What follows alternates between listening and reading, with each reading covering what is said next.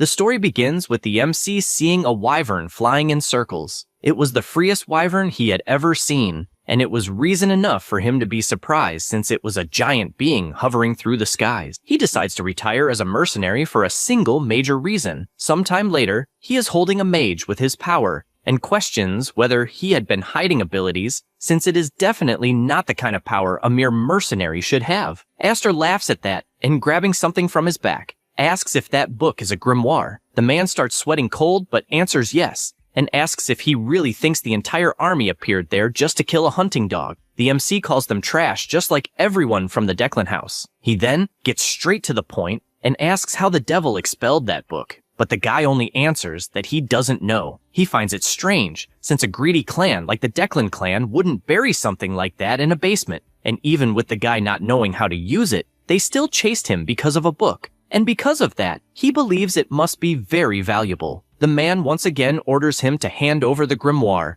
making it clear that he could beg the leader for mercy and might even return to being a mercenary. However, the MC only smiles and questions what kind of power the mercenary manager has to make that happen, and then asks him to say his last words. At that moment, someone arrives on the battlefield, leaving the MC completely startled by the sinister aura he just felt. The man approaching praises the MC's great instincts and introduces himself as the leader of the magical Declan house of the Eastern continent, and, having said that, wants him to hand over the grimoire so they can talk afterward. Aster doesn't hide his surprise since he has been a mercenary for more than a decade and spent half his life working for the Declan house. But it is the first time he sees the leader in person. The Declan family is the strongest magical family on the Eastern continent, and its leader is said to be the strongest mage in history, and because of that, he doesn't know what kind of man this mage might be. However, he doesn't give a damn and tells him to go to hell. The leader can't believe what he just heard,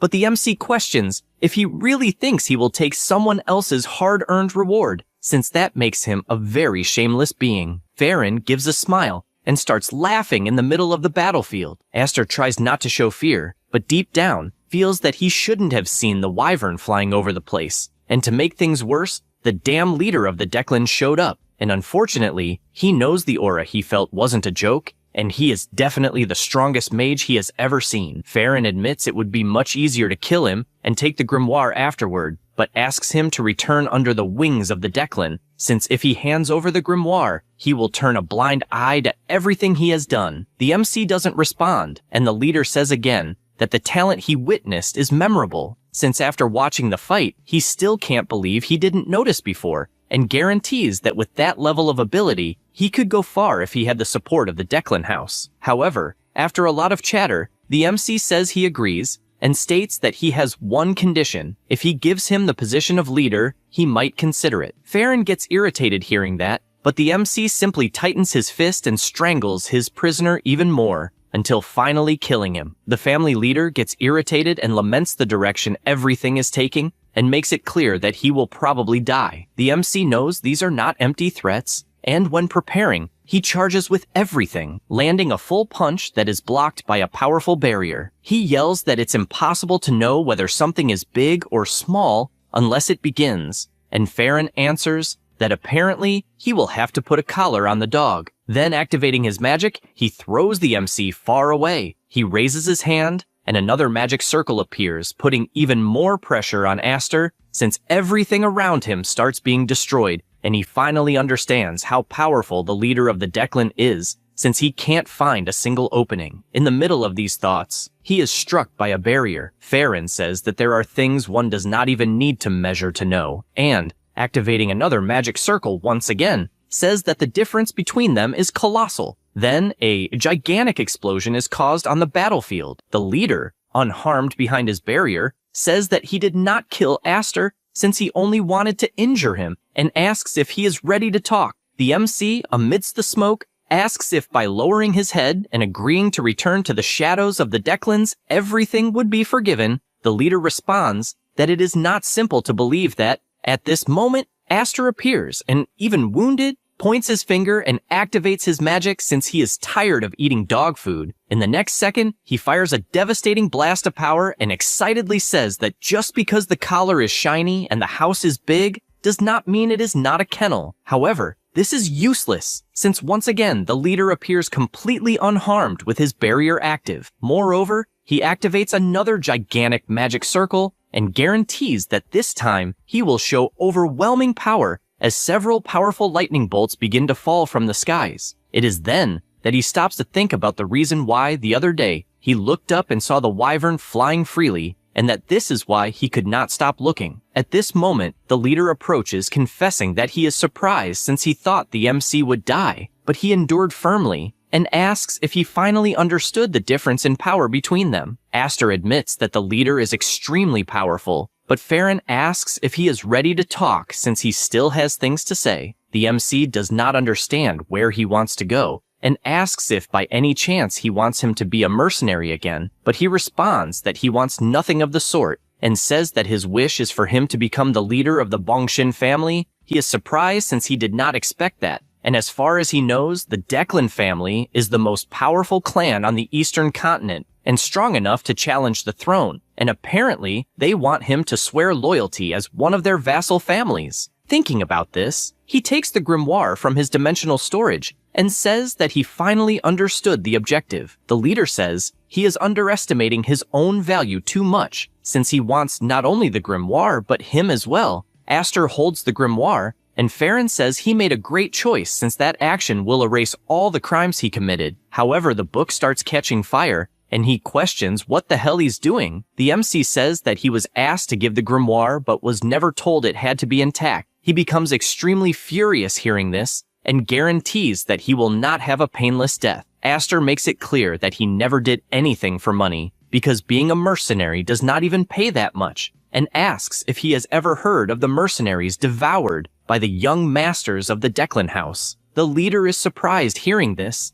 and asks if it is related to forbidden magic. He responds yes, since the damned young men of the house devoured his friends, and the family covered everything up. Farron asks if it was all for revenge, but the MC responds that he is not interested in that, since he knows that the life of a mercenary is not worth as much as his friends. So looking up, he says he simply did what everyone wanted to do, however he also needed money, and that is why he finally decided to retire, so he would never return to a kennel. Farron asks what his last words will be, and with a snap of his fingers, he casts one of his most powerful spells, the glorious blue flame that never goes out. He orders him to repent for every choice he made, but the MC becomes furious with this nonsense, since he has nothing to repent for, as his only option was to be a dog of the Declan family, and therefore prefers to return to the gray zone. At that moment, he laughed like never before, since he had never felt so free, and he laments because he will not escape alive. But since he has no regrets, should he be reborn again, he only wants to find freedom to take his revenge. However, out of nowhere, the fire simply dissipates, leaving him confused. He looks to the side and notices that the leader is standing still, and truly cannot believe that everything is frozen, just like the grimoire in his hand, which begins to fly and makes some magical gears appear on his chest, and he simply does not understand what the hell is happening. Suddenly, he opens his eyes and sees himself holding something. He also sees some people passing by, and does not understand since he was burning to death. He soon realizes that something is strange and questions where he is, and only then does he realize that he apparently returned to the past since the place is familiar. And he finally remembers, because that place is the gray zone where he lived when he was a beggar. He truly cannot believe he returned to the past. The day goes by, and he decides to walk a little and goes near a river,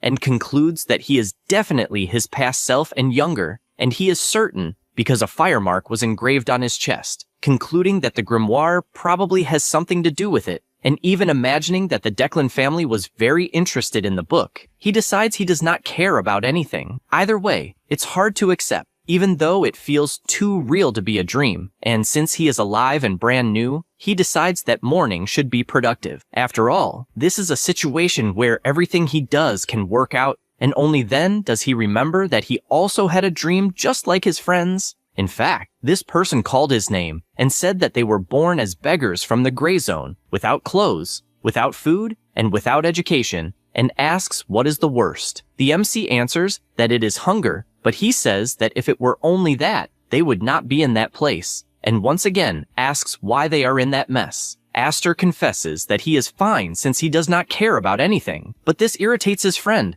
because he does not like seeing someone so carefree in poverty, and therefore says that if they had studied, they would not be enslaved by the damned nobles. And after remembering all that, he concludes by saying that they wanted to build a library, a place where everyone could go regardless of status or gender. However, he wants to take a step further, since he wants to build a tower and does not have many reasons. He just likes big things. He, with his bizarre face, says he will place the Declan's secret manual right at the entrance of the first floor, and both the cover and the content will have the symbol of that family and the secret techniques they guarded, and just imagining it was already making his mouth water. However, the problem is that he does not know how to get his hands on that manual. Either way, he knows that is a problem for the future. In the middle of these thoughts, he receives a kick to the face that throws him hard to the ground, and the boy begins stomping him since he had been saving the boy's spot and was hiding in that place. The MC does not understand what the hell is going on, and wonders if this is an ambush even though he has survived countless battles. Then, he grabs the boy's foot, who gets scared because he was blocked, and Aster, with his frightening expression, says he was beaten 7 times, and therefore will retaliate 70. The boy gets scared, but the MC attacks anyway. But when he lands the punch, he hears a crack in his hand. He looks at what happened and does not understand why his arm is swelling. However, because of this carelessness, he takes another punch to the face and begins to be stomped again. He feels frustrated with this outcome since it hurts a lot. Although his heart hurts more than his body, suddenly, the boy steps wrong on a rock and loses balance, falling into the river. When he gets out, he notices the MC is running at full speed and asks where he thinks he is running to. Then, Aster looks back and makes it clear that he will remember the boy's face since he is not running away because it is a tactical retreat. He returns to the city and sits in an alley, and the first thing he notices is that his wrist dislocated without even throwing a strong punch, and therefore, he believes he will have to forget the construction of the tower because he needs to fix his body first. At this moment, he hears someone asking if he is hungry and notices it is a boy with red eyes. Because of that, he asks if he knows him by any chance, and the boy says no. Aster finds this very strange since the boy is completely dirty, but his clothes look expensive, and because of that, he must be a noble disguised as a walking bomb, and for this reason, he asks his name. The child responds that his name is Damien, and several other things about his life. The MC gets irritated since he is talking too much, but the boy says he has no mother. Aster apologizes and says he has no father and tells them to separate, but the boy just stands still and says he will go with him. This leaves the MC irritated since he does not know whether he should punch him or not, and the boy, with his hand extended, activates a magic circle saying he will heal him. This surprises him, but the boy keeps smiling and recites the words, magic touch. However, Aster is aware that this is not just a magic touch, since it is the light of healing, a secret technique of the Blandor family that fell into ruins thanks to the Declan family. Because of this,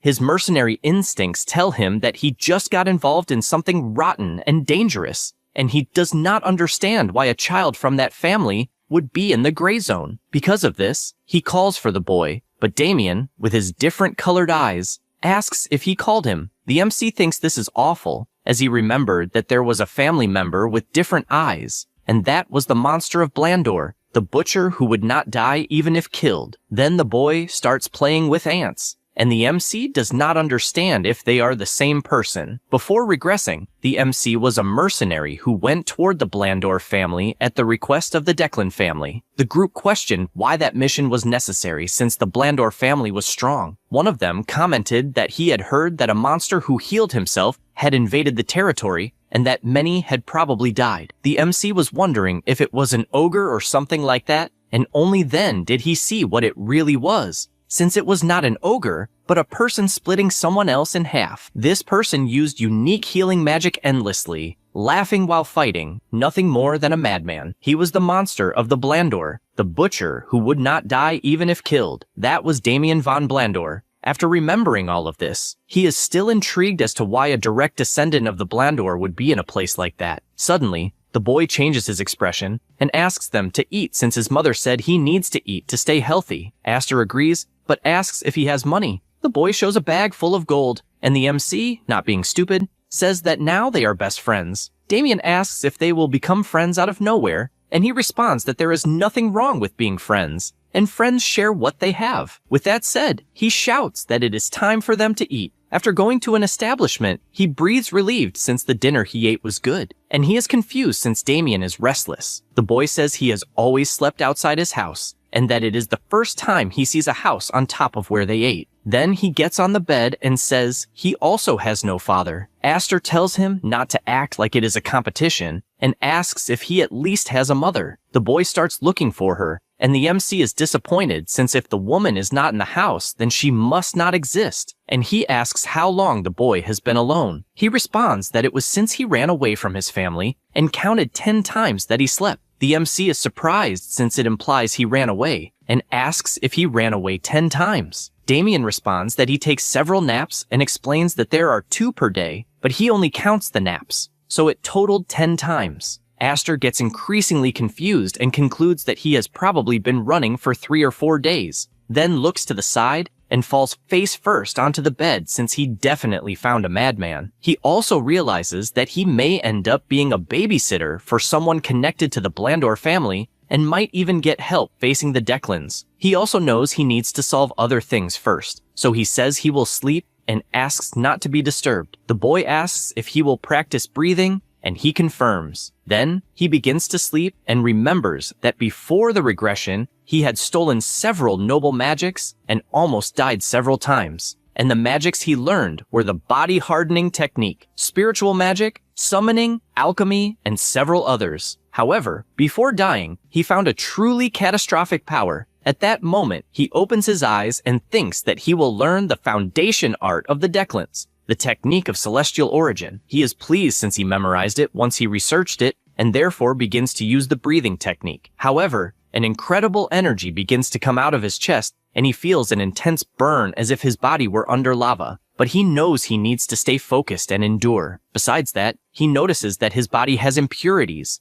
and does not know why they are in him. He is aware that it is a high-level magic used only by the elite. It forces the mana pathway, and burns the impurities in the circuit. That is the mana bath. After going through all this, he opens his eyes as if suffocating, and gets up questioning how much time has passed. Damien, however, is sleeping peacefully. The MC does not hide his surprise since there are no impurities in his circuit, and even his mana is purer than in his past life. But he knows that even so, to defeat the elite of the Declans, even if he regressed 100 times, it still would not be possible. However, full of confidence, he is certain that his chances have increased for having been a mercenary. After all this, the next day Damien says that his hair turned brown, and the MC only imagines that he had to change the boy's hair since it was flashy, and also his clothes since they were noble. Damien then asks what they are going to do, and the MC, smiling, says that they are going to make a little mess. Spotty is outside stretching, and notices that the day is beautiful. Only then does he notice something and sees that it is the MC again,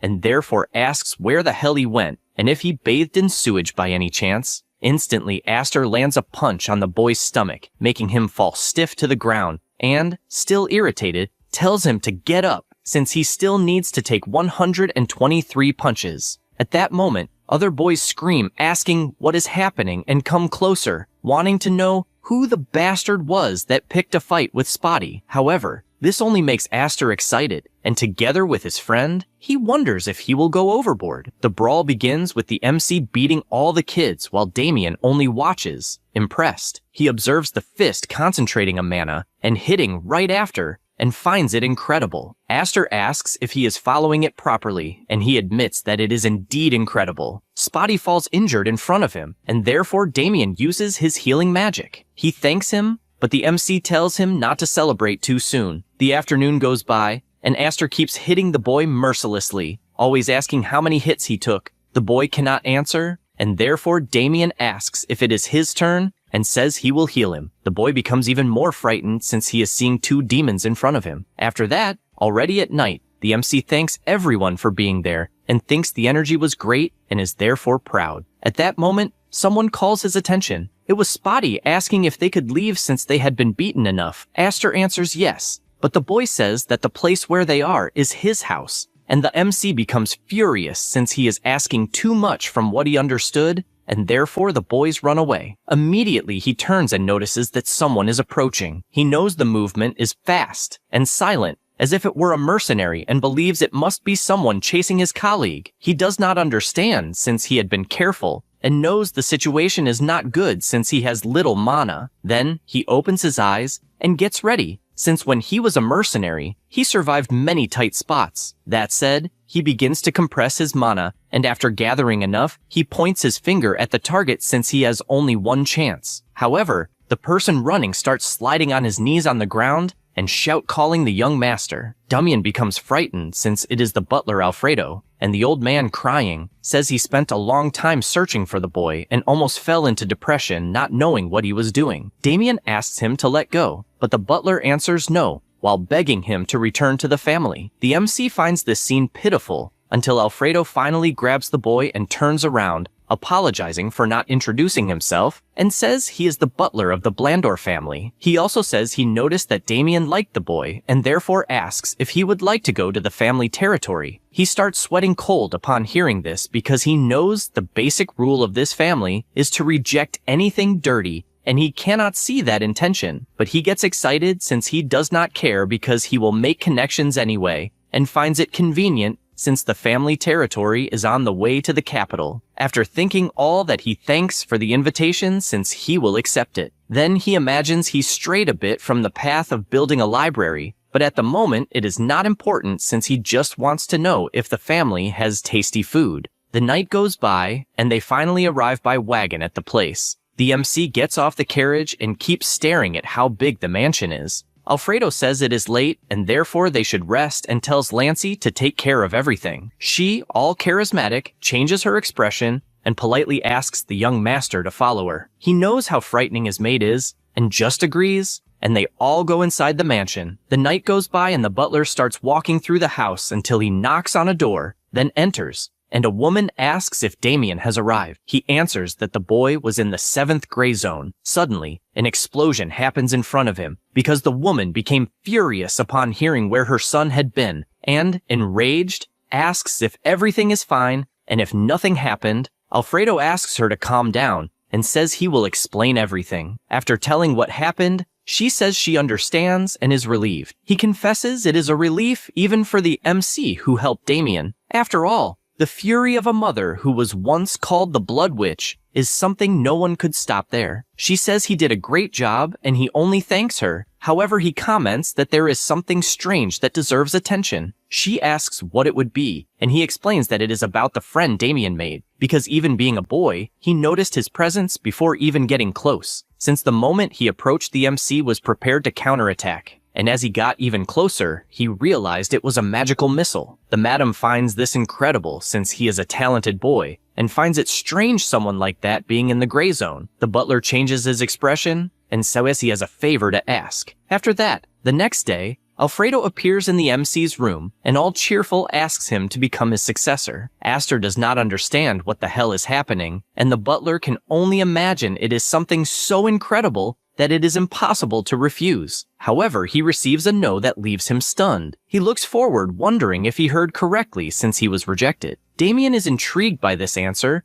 and the MC thanks for the offer, but says he prefers to leave things as they are. The butler gets an idea because he believes that a boy born in the gray zone never had anything and therefore is overestimating himself. So he begins reciting that the world is very big, and at that moment, he must think he can do everything. However, the more he says something, the more the MC refuses, and this makes him furious. But he knows he must endure, and therefore asks if he has heard the saying of the Canyon Goblin. Aster pretends he is not even paying attention since he is talking about a wyvern, and this is the last straw for Alfredo, who stomps hard on the ground and begins releasing all his aura, making it clear that he will show how big and terrifying the world is. With that, the afternoon passes, and the MC accompanies the butler to another room where all the employees are gathered. Alfredo asks the MC what he thinks since all the employees are new, but Aster soon realizes that family is not joking, since with the mana, he feels it is hard to believe they are teenagers. However, he finds it funny, since looking into each one's eyes, he can see they are nothing but goblins. Once again, the butler asks if he will accept. However, he begins placing obstacles to refuse, At that moment, one of the boys calls the butler and comments that if the MC had really felt something, he would not even think about it and refuse the offer. And since he refused, he must not have felt anything. Alfredo asks if by any chance he is proposing a duel to show his power, and he replies that yes. The butler thinks this is a good idea and therefore asks Aster if he would accept. He quickly realizes that he must be irritating in the eyes of others since all the boys think he is nothing more than a lucky beggar who came from nowhere, and so he asks if he can choose the opponent. Alfredo says yes, and the MC starts by pointing his finger at Winster. However, he does not stop there, as he points his finger at several other boys and concludes that he will fight 5 at once, and even provokes them by asking if they are afraid of dying. The butler is surprised to hear this, but bursts into laughter because he likes the spirit of his possible successor. But before that, he asks if he can take responsibility for his words, and he guarantees that yes. Alfredo thinks this is great and says that if he lasts 1 minute, he will receive a reward, but otherwise he will have to take responsibility. Aster does not like this at all since he is certain that he is talking about succeeding the position of butler, but he accepts anyway. They all go to the arena, and an instructor asks if the boy is not in danger. He answers that yes, and that is why the fight must happen to break the stubbornness he has. The instructor does not like this at all since his career is at risk, and therefore decides to check with Damien what he thinks and comments that the MC is in danger. However, he is simply pleased, but Lancey scolds him since he should not get involved in the fight because the madam will be angry. The butler orders the instructor to start the match, and he is upset because orders are orders. Lancey notices something and says she will step away for a moment, but asks the young master not to interfere. However, he laughs without guaranteeing anything. Runfit goes to everyone and says he will explain the rules, starting with the duel being turn-based. However, the excited butler says no, since everyone must participate at the same time. He does not like this idea at all, but goes back to explaining that the fight ends when one side gives up, but an instructor can stop the duel at any moment. Winster is irritated to see a beggar in front of him acting like he owns the world. At that moment, the instructor orders the fight to begin, and immediately the MC lands a punch on the boy's stomach as well as on all the others, making them fall to the ground. Winster cannot believe what he is seeing, and the confident MC tells him not to underestimate short guys. The boy is frightened, since in front of him, he is seeing the magic mission spell. Aster wastes no time and fires all his attacks, telling them not to judge people without knowing them, and all the magic missiles hit the heads of the boys. He cannot believe he is losing, and in the next second, the MC appears in front of him, assuring him that he will show how big and ruthless the world is, then lands a punch that sends the guy flying. With that, the MC tells him to learn the lesson well, but the boy starts screaming that he is crazy since what he used was not magic. However, Aster runs in saying yes and lands a kick right in his face since it is body magic. Everyone present is shocked by what they are witnessing since Aster is beating everyone up. Alfredo is the most surprised because he saw a magic missile being compressed from 4 to 5 times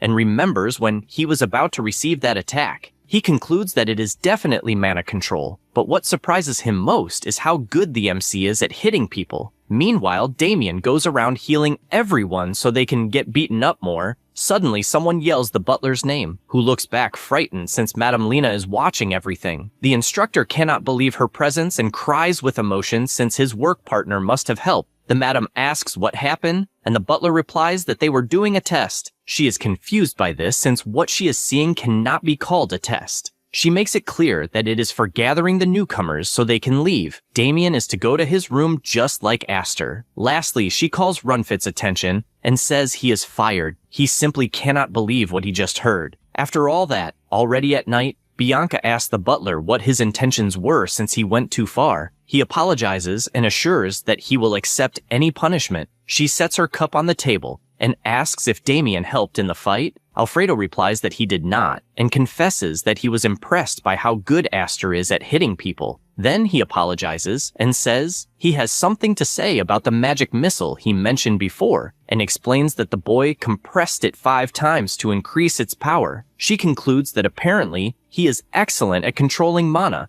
and has never seen anything like that happening before. Furthermore, defeating 5 newcomers alone with a single magic missile is something difficult even for high-level mages, Since it requires manipulating pure mana, she also asks about the proposal to become the successor of the butlers. Alfredo says that Aster firmly refused. She says she understands and imagines she needs to reevaluate the MC and change what she thinks about him, and therefore orders him to bring the boy. He obeys this order, and the madam, accompanied by her son, tells him to sit. The MC asks what it is about, and she hands him a box and says it is the prize Alfredo had promised. He did not know what it was until he remembers that Alfredo indeed mentioned giving a prize. She asks him to open it, and the MC, when picking it up, without thinking twice, realizes that it is a high-class item that shines very brightly. He finds this suspicious, since giving a gift of that level means they are planning something. The madam asks him to accept without worrying, since besides helping Damien, it is also an apology for the fight. He asks if he will need to join the family to be able to eat. She says no. He then asks if it is poisoned. She says no. He then gets straight to the point and asks if there really is no hidden motive. Bianca assures that there is not.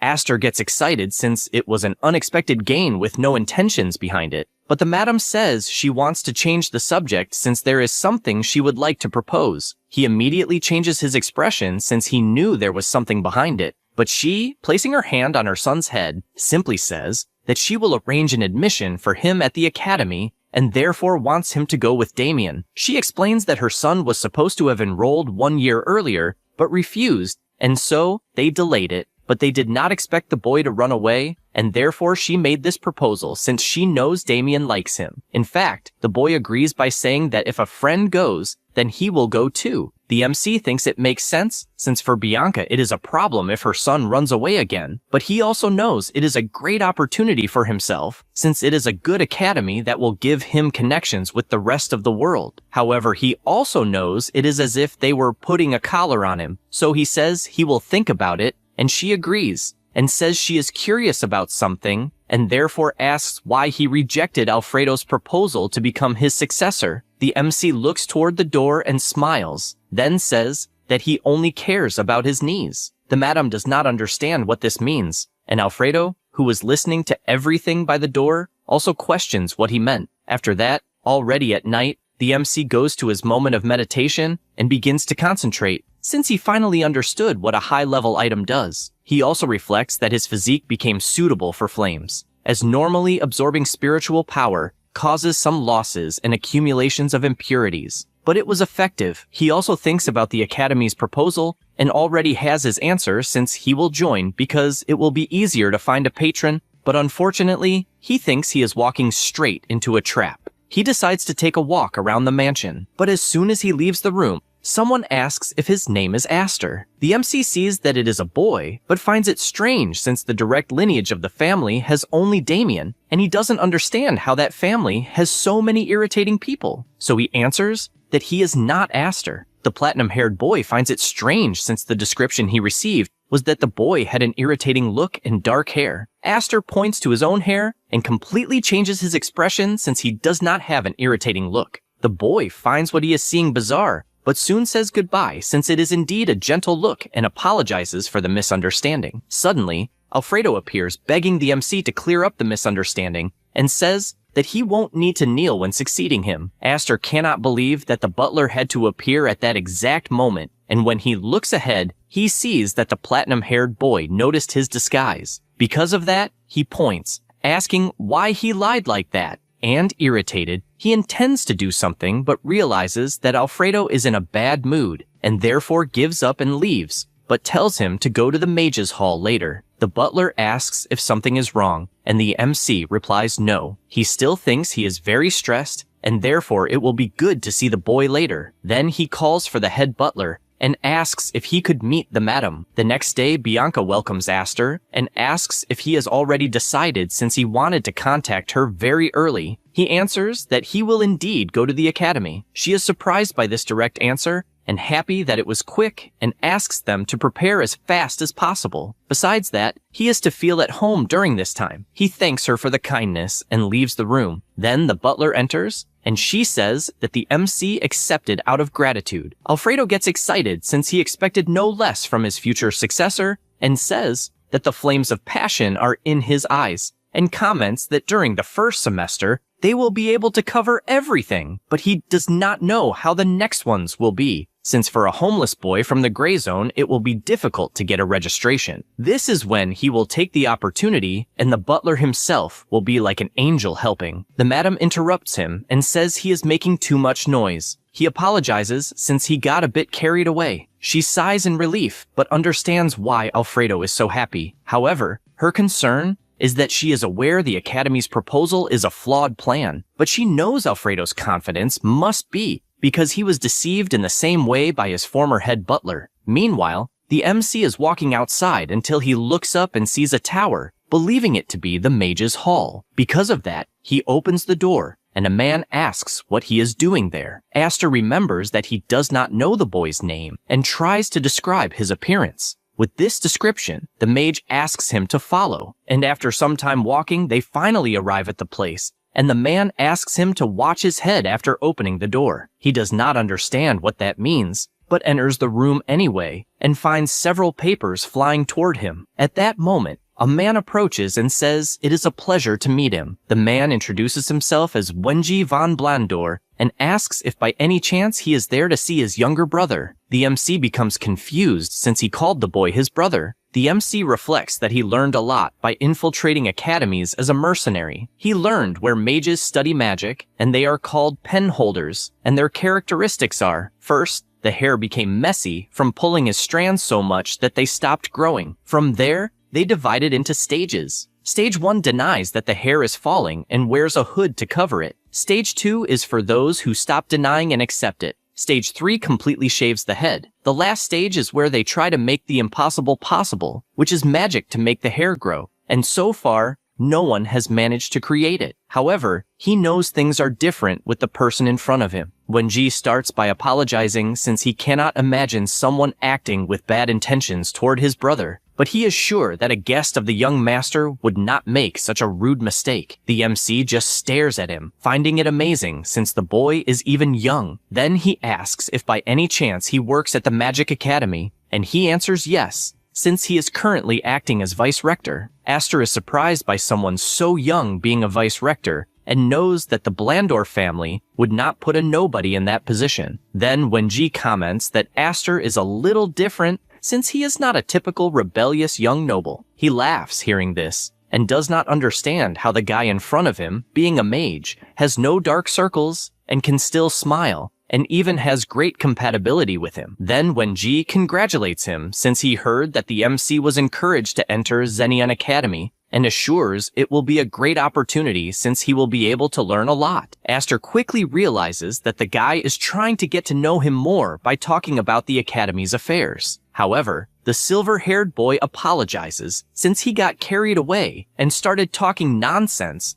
and asks to return to the main point. He places the cup on the table and says he would like to know if he would risk his own life for a friend. The MC starts finding all of this senseless, but Wenji takes a book from his magical inventory and places it on the table saying that he will give the book if he manages to risk his own life. Aster does not hide his surprise since he knows the book is the Blandor family's secret, the healing light. After that, in the garden, the madame is walking a bit and trimming some plants. She looks up and confesses that it was a good decision for Damien to go to the academy since the problem was solved without a headache, and she even thinks Aster is a great boy and friend, besides being talented and having a strong personality. Then she smiles since there is something she liked even more about the MC, which was that he did not change at all even after learning where Damien came from. She finds him different from everyone and believes he deserves to be by Damien's side. However, for that reason, he also does not belong anywhere and is like a bird outside the cage. She knows there are many ways to keep someone close and therefore needs to buy time, since for her son's sake, she cannot lose someone talented. Aster, before the book, does not understand how he is receiving something so important from the Blandor family and begins to wonder if it is a trap. He also looks at the clear and transparent eyes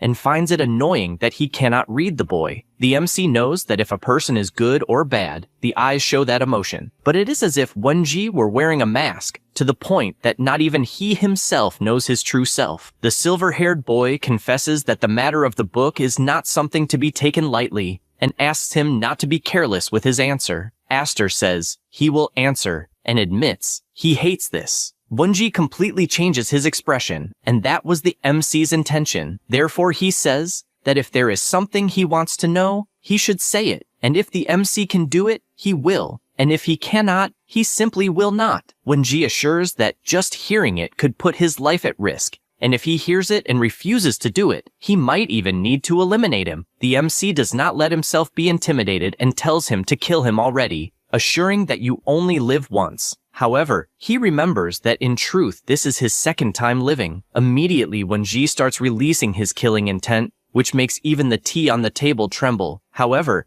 Aster does not change his expression at all. The silver-haired boy smiles and apologizes since he cannot do something like that, and says that the MC passed the test. He also makes it clear that he needed someone trustworthy and that it could not be someone from the Blandor family. The MC hears this, but inside, he is sweating cold since he definitely felt that the boy almost punched him with all his strength. Wonji explains that he has high expectations since he knows Damien does not look kindly at people. However, his biggest surprise is knowing that the leader of the family, with a great reputation, placed someone from the gray zone beside her son, and even imagined there was something more behind it, and says a good pretext ended up appearing, and that her younger brother and the guest ended up fighting, and, because of that, the older brother called to talk. The MC finds this very suspicious because there must be some reason for the Vice Dean to use his own brother as an excuse to get involved in a conflict. Wonji says the situation was very difficult and that there is no internal conflict since the Blandor family is very united. Then, he completely changes his expression and says he is being watched by the Declan family. The MC is surprised to hear that family's name and asks why. Wonji admits he will only tell because the MC said he is not afraid of dying,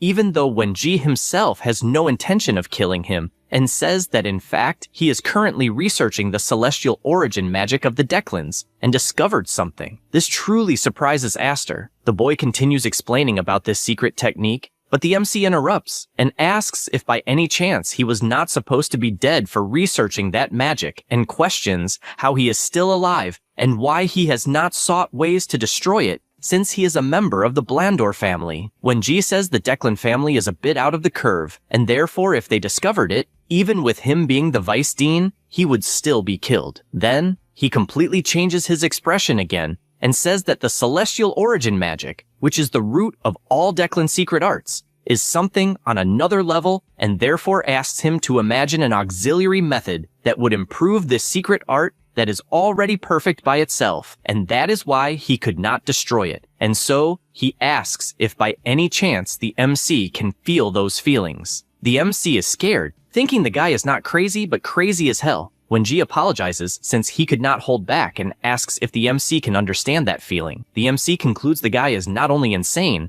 but tests his madness on his own family. However, he realizes the timing matches perfectly, but in his past life, when the Declans wiped out the Blandor family, they found the result of that research. And he concludes the guy from the beginning saw the possibility of a new origin magic and the reason why the leader of the Declan family was so powerful. Amid these thoughts, the platinum-haired boy draws attention and asks if by any chance he is free since it is something on a large scale. Aster asks why he is looking for him. The boy answers that first, he did not talk about the research to his own family because he believes there are spies. The MC then asks if there would not be someone suspicious since the research secret was exposed. Like, for example, a secretary. He answers probably not, and believes it is more related to the acquisition route. The MC comments that, if that is the case, they probably allowed themselves to be caught on purpose. Wonji agrees, and since he was in a tight spot, he revealed only a little of the research because he does not want to die. Aster goes straight to the point,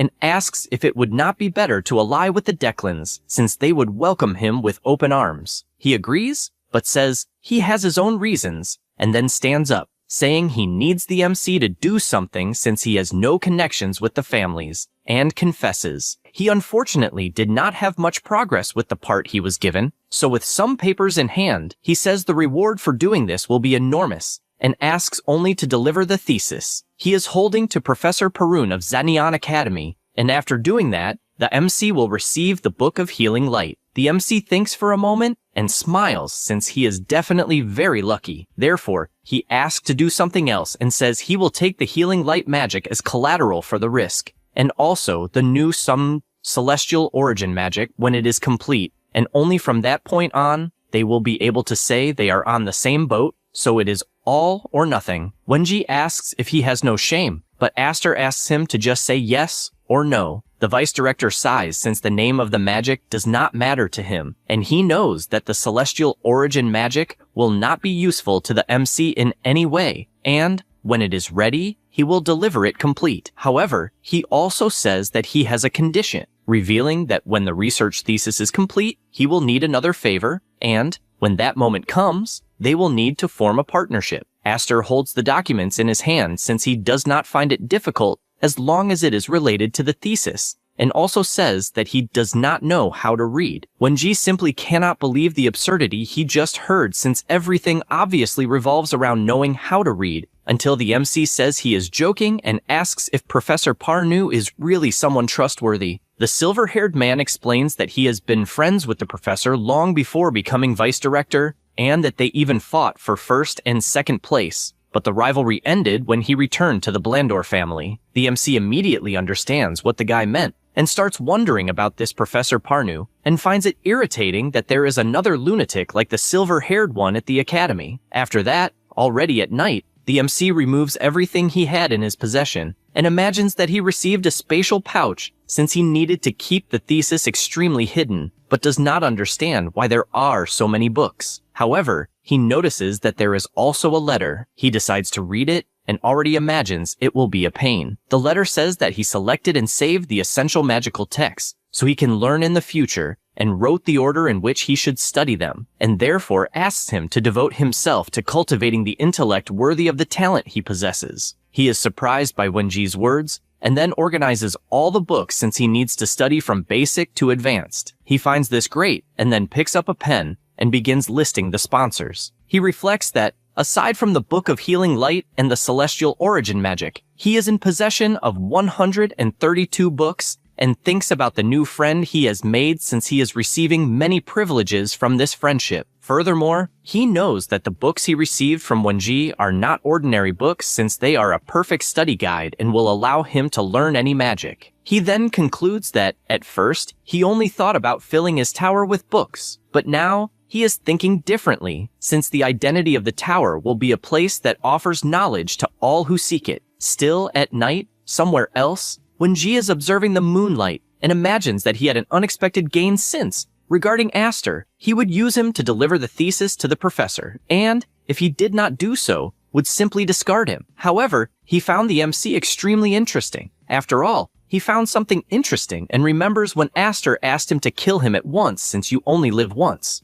Remembering this makes him burst into laughter since he felt that he really wanted him to kill, and, even knowing it was an empty threat, he found it sensational. Moreover, he felt that the MC's gaze was not something superficial since he definitely treated death as if it were nothing. He concludes that Aster is completely different from anyone in the gray zone, and therefore believes the boy is hiding many things. But he does not care since he found someone with the same level of gaze, and above all, who produced the same results as his work. However, he admits to being worried if the MC really does not know how to read, but finds it impossible. The next day, already in the morning, Aster prepares to leave and has his luggage ready. The maid picks up the suitcase to carry it, and says that when they arrive at the academy, she will process a simple document registration, and also informs him that he and the young master will not need to take the entrance exam. Then, she looks back, and smiling, says that the boy matched the outfit very well. The MC thanks her for the compliment,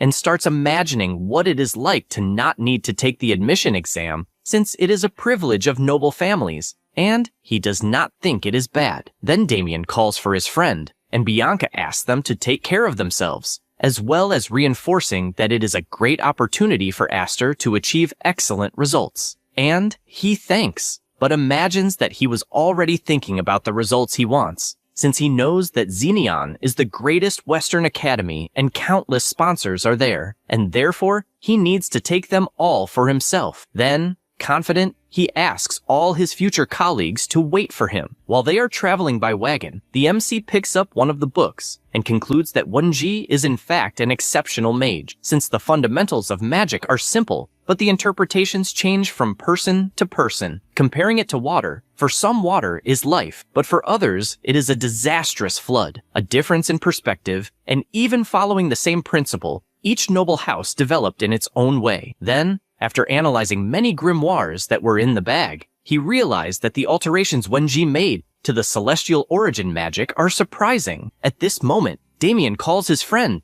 and shouts that they finally arrived, since they are in front of Zenion Academy. Aster is not even surprised, even though he did not know the academy, and Lancey informs that the carriage cannot proceed from that point on, and explains that during the admission exam, it does not matter if one is noble or not, they must enter on foot, and therefore she says they must say goodbye, and still wishes that both learn many things. They both say goodbye to the carriage, and Damien shouts that they need to run since they were told they cannot be late to get the seats. The MC does not understand what the hell the boy is talking about, since the ceremony is not a play where whoever arrives first sits first. However, he reflects on what the maid said and imagines that maybe it is so Damien does not get lost in the school, and therefore he will let it go, since Lancey is somewhat sweet, but not a good person. After entering, several people are gathered, and Damien does not hide his surprise since he is very excited. He looks around and says that Lancey was right,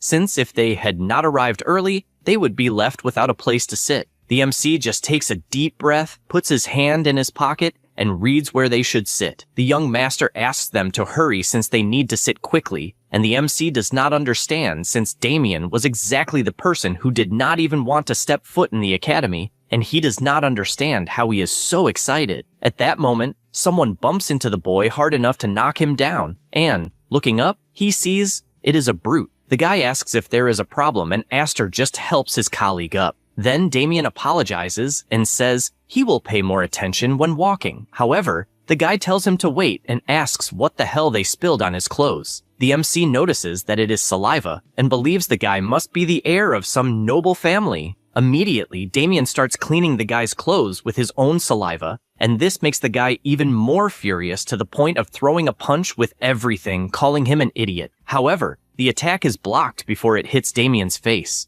and the MC, holding the guy's hand, tells them to stop right there. The man asks who the hell the boy is, and he replies that they are just friends. The brute says he understands since he saw that they are good friends, and confesses that few would take a punch for a friend. But unfortunately, they chose the wrong person. Aster quickly realizes that it will be difficult to get along with the students on his first day, and does not even care anymore, since he asks if he wants to settle it with a fight. Soon, people start gathering, since they heard there will be a fight, but do not know who the people involved are. At that moment, a person shouts asking if everyone is kidding, and asks if they will just stand still. The students do not understand if it is to separate them or something like that, and the boy points out that no one can fight with everyone around, and therefore everyone should give space to the newcomers. Immediately the students use their magic and form a barrier around the fight, and even start betting on who will win. Meanwhile, someone is watching from afar and finds this interesting. Exter prepares himself and says he is from the Dolanpe house and asks the MC's name. He replies that he is not from any noble lineage and therefore he should think of him as a nobody. The guy finds this interesting and, since the space is small for mages, says he will let the MC throw the first punch. The MC hears this and smiles since he found the guy funny and therefore provokes him by asking if he is not talking too much and if, by any chance, this is fear. Exter becomes furious with this provocation and charges forward with everything, delivering his most powerful punch. But Aster blocks the blow, and gathering mana in his arm, warns that he is not just a lake, and with that lands a full punch on the guy's cheek, sending him flying far away. Exter steps back and cannot believe how he received such a strong punch,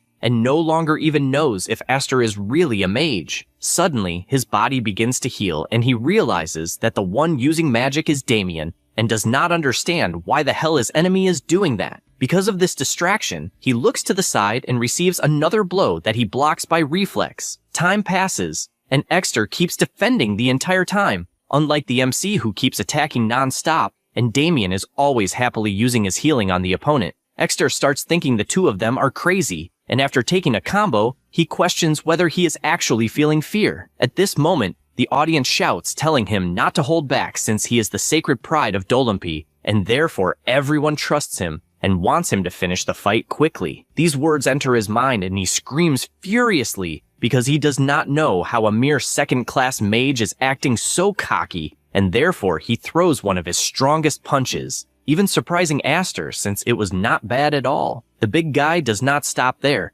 and gathering even more energy in his fist, he lands a direct hit that even causes an explosion inside the arena. This time, the students liked what they saw since they are cheering for Exter. However, the guy is not happy at all because he felt the punch land, but he also knows it seemed weaker than it should have been. The MC does some flips backward and wipes the dust off his body from the blow he took. Exter notices this and becomes even angrier to the point of charging in without thinking. Aster finds this interesting, and since he sees Damien healing the enemy the entire time, he knows he must finish it with a single strike. So he begins to concentrate and electrical mana appears in his hand, a technique he developed with his partners in his past life. He prepares himself, and since the opponent is right in front of him, he does not waste time and charges forward, landing his collision-style technique. The impact is so strong that even the students outside the barrier feel it. They cannot believe what they felt, and after looking at the fight, they see Exter falling to his knees and collapsing to the ground. Everyone is too shocked by the result to react until the MC appears through the smoke,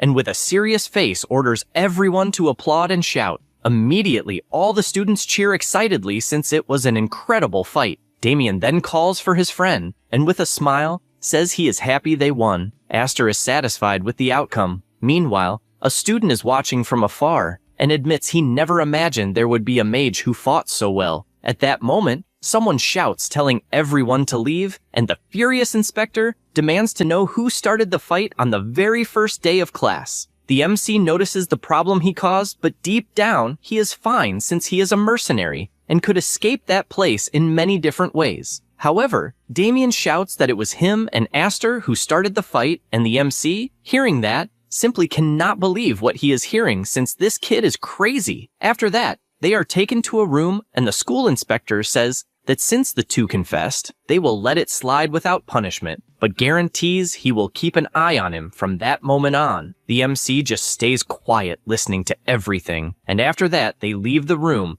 and he feels relieved since the ceremony has not started yet. As they walk, other students gossip since they saw Aster defeat a martial artist, even though he was smaller. Damien thinks it is awesome that people are looking at them. After walking a bit, they see that their seats are empty, and Damien excitedly says that their new friend probably saved their spots, and that it is incredible. But Aster knows that is not the case. Then the director introduces himself and begins his long speech. Damien even falls asleep, and the MC is surprised since the director delivered a long speech and did not even sit down. He then looks to the side and finds it incredible how fast his friend fell asleep, and to make it worse, he is drooling. Suddenly, he notices that someone caught the director's attention, and this person informed him that there is an important place he needs to go to. The director finds it strange since nothing should be more important than the entrance ceremony, but with no other options, he apologizes to all the students because something urgent came up and says he will finish the lecture at another time. Because of that, he calls Jaira, who approaches with her long hair. But out of nowhere, she lets out a scream telling everyone to pay attention. Since it was so sudden, all the students get scared, including Damien, who even wakes up. She introduces herself and informs everyone that she will continue the ceremony. First, she asks to begin with the freshman's oath, and the first will be the representative of the magic division, Dahlia of D9. The girl starts climbing the stairs, and everyone whispers that she is the third daughter of the family head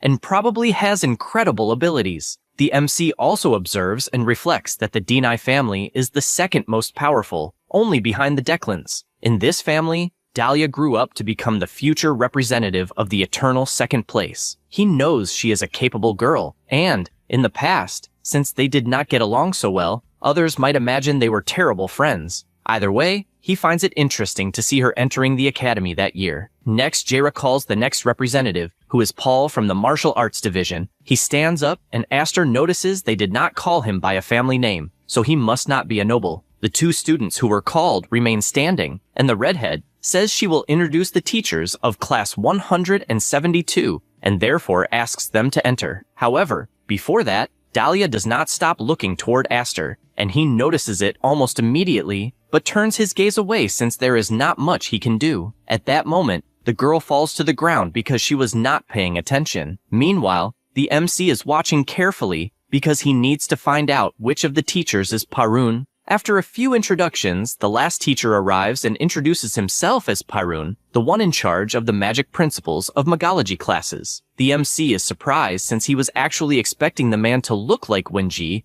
but they are different, and since the platinum-haired one used a mask, he will not judge too quickly. Jaira informs that the teacher's introduction is over and the entrance ceremony is concluded, so everyone must follow the staff to their designated dorms. As everything ends, Aster calls out to his friend, who asks if it is over. He replies that it is not, since they caught the boy sleeping and therefore they were expelled, so they will go straight home. Damien processes what he just heard and is shocked, not believing something like that happened. After that, still in the academy, the MC walks to his new dorm, finding Damien's reaction to the joke funny, until he finally arrives at the place and enters, amazed at how big the room is. He also notices a box beside the bed and realizes it contains materials. He hangs some clothes in the wardrobe, and while doing that, hears someone entering and notices it is the guy called Paul, believing he will be his new roommate and even looks irritated. Paul, without much conversation, asks that they do not bother each other, and also states that it does not matter who the person is or what he will do the whole time since he does not want conversations or anything like that.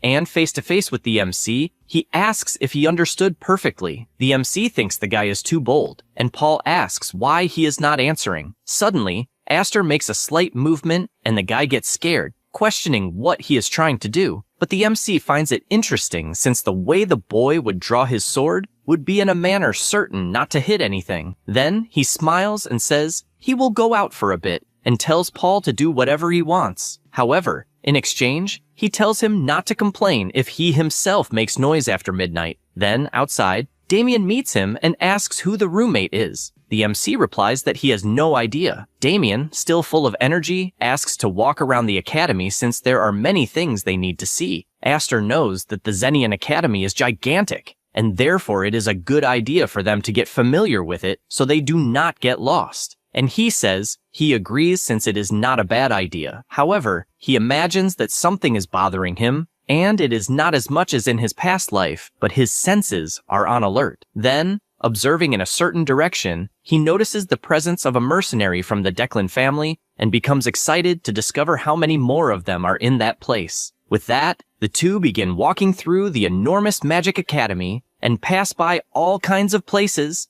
even finding a pond inside the academy. But after walking so much, the MC is already feeling tired. Then, he tells Damien to make one for him. The boy does not understand what he means, and he explains that he is talking about the pond, since it is enough to ask them to build one in his mansion and pour water inside, and he will have a pond just like the academy's. Damien finds this incredible and says he will ask for an even deeper one. Then he starts imagining what name he would give the pond. After that, they spot a statue and he decides he also wants one. The MC suggests making one in the shape of a dragon and says the scales will be wonderful. After that, he asks to return since it is already late and imagines that he managed to count 7 mercenaries in total and that there are probably more than 10 hidden, and based on how they are all distributed, he believes the target is the second magic hall of the academy. He knows that the place is where Parun is, and besides that, the Declans must also know about Wenji's friendship, and therefore they would obviously suspect that connection. He looks back and becomes excited since he had even wondered why they had not acted yet, but the moment he thought about it, they all began to move, and because of that, he wants to discover how much the mercenaries know. After that,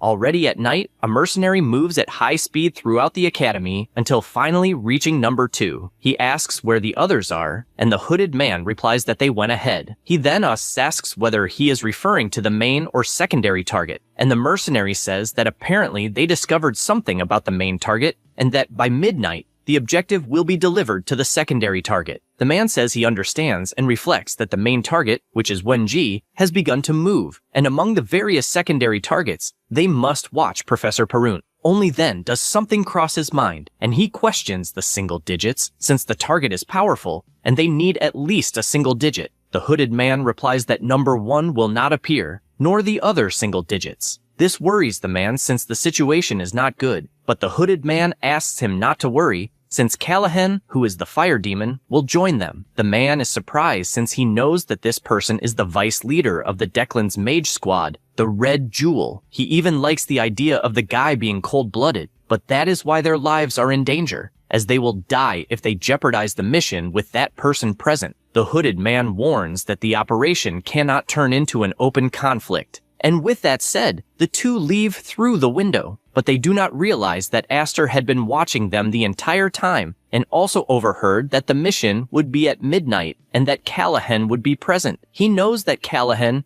even when he was a mercenary, never left his prime. After the Declan family bet their own survival against the Blandor family, he remained loyal to the family that was in decline, proving his devotion. Even at that moment, he is a dangerous man. But his golden era happened after the war against the Blandor, the firestorm of the Declans that no one could stop. He is a man who managed to carve his name into history as a war mage. The MC concludes that he will have to put an end to this mage. After all, Callahan's magic is one of the Declan's arcane fire arts. Because of that, he wonders why one of the mercenaries suddenly appeared, since it seems he obtained an unexpected gain. However, he still has a doubt, since their target, which is Wenji's thesis, is in his own hands. And even so, the mercenaries said it was delivered to the secondary target, Professor Parun. Besides that, he does not believe it is possible that the thesis in his hands is fake, and there is no way their objective is anything other than the thesis. For this reason, his conclusion is that what will be delivered that day is a false thesis. Meanwhile, in his room, Paul puts on clothes, puts on his glove, prepares his sword, and gets ready to leave the room. But before that, he looks to the side to see if the MC is sleeping, even though in reality, it is a dummy. At this moment, in the magic hall, Parun is reflecting and sighs since he thinks the Declans are bastards because he tolerated it when they crossed the line and did nothing major, but they invaded his territory and he does not understand why they are so confident. At this moment, the door opens and someone enters. Parun notices that they are mercenaries, but he immediately calls Paul by name since he recognized him, and even asks him to define the disguise better next time. The boy simply shows an envelope, and the professor, after looking at it, says that he probably will not have another chance to do this. Paul begins to sweat cold, but the professor only grabs the hand, and immediately notices that it is Wenji's, and concludes that his friend planned to deliver the thesis avoiding the Declan's eyes. And even then, they were caught in an idiotic way. However, he does not think that is the case and does not understand what trick Wenji is using. At this moment, an explosion is caused in the hall, and the man responsible says it is a pleasure to meet the professor. The one responsible was Callahan, who introduces himself and wonders if a mere laboratory professor knows him. Paul prepares his sword since he was caught by surprise, while the fire-haired man says he did not know he had a mercenary as a guest, and once again asks if the professor recognizes him. At this moment, he changes his expression because Parun replied that he had never heard of him, and, standing up, orders him to say what he is doing in that place, since the stench of shit is ruining his nose. Callahan finds this funny, and confesses that he has never had so much fun since no one ever dared to speak in that way, and pointing at Paul makes it clear that the boy will die, and also warns that the professor will be left with only one eye. He says this and casts his magic, completely blowing up the hall where they are. Paul did not even have time to see what happened until he looks to the side and sees that he was protected by the professor's ice power. Parun calls his attention and warns that he will not treat him in that moment as a student, but as a mercenary who will have to protect his own life. He replies that it is not a problem. The professor notices that not even an alarm went off, and therefore the Declan family must have used concealment magic. So, at that moment, apparently, the only one he can trust is a rookie mercenary. Callahan one day says that apparently the envelope is from the Blandor books, and it also seems that it will not be delivered willingly, and excited, asks if they want to play. At the same moment, an incredible aura of fire begins to overflow, but the professor still shows no reaction. Besides that, he also summons his ice magic and both attacks collide, completely destroying the tower with such power that it was seen from afar by the MC, who is not surprised that the fight has already begun. Then, he takes a mask and puts it on. Then, prepared, he says that at that moment, he is not Aster,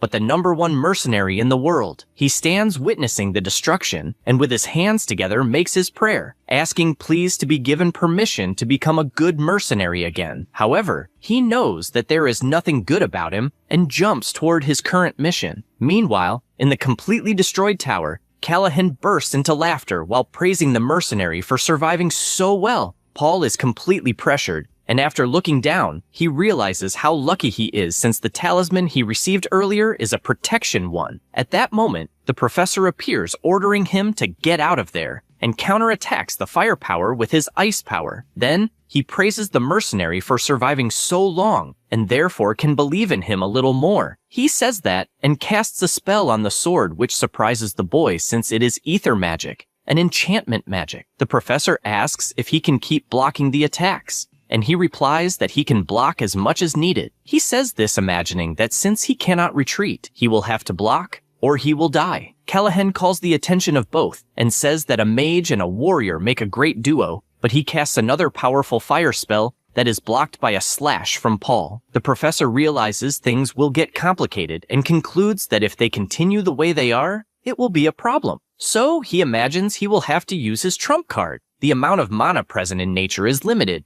and 2 commanding entities are ordering it at once. Then, a struggle for control begins between the entities, and because of that, he wonders how much that guy would endure. Callahan watches the professor unleashing that enormous power, and also gets excited since he wants to do the same, and both begin to overflow with devastating power, as if they were 2 monsters. The power becomes more and more intense to the point of causing catastrophic destruction in the place. Paul watches this and thinks everything is crap, since he is witnessing 2 monsters fighting, and there is simply no gap to escape the power. He is lying on the ground unable to move since he did not imagine things would escalate to this extent. From afar, it was possible to see a giant whirlwind, and the Declan's mercenaries are on alert, but one of them tells them to wait since attacking at that moment is suicide, and asks how many mercenaries they still have. However, in the same second, they are swept away by a trail of destruction and conclude they were caught in an ambush.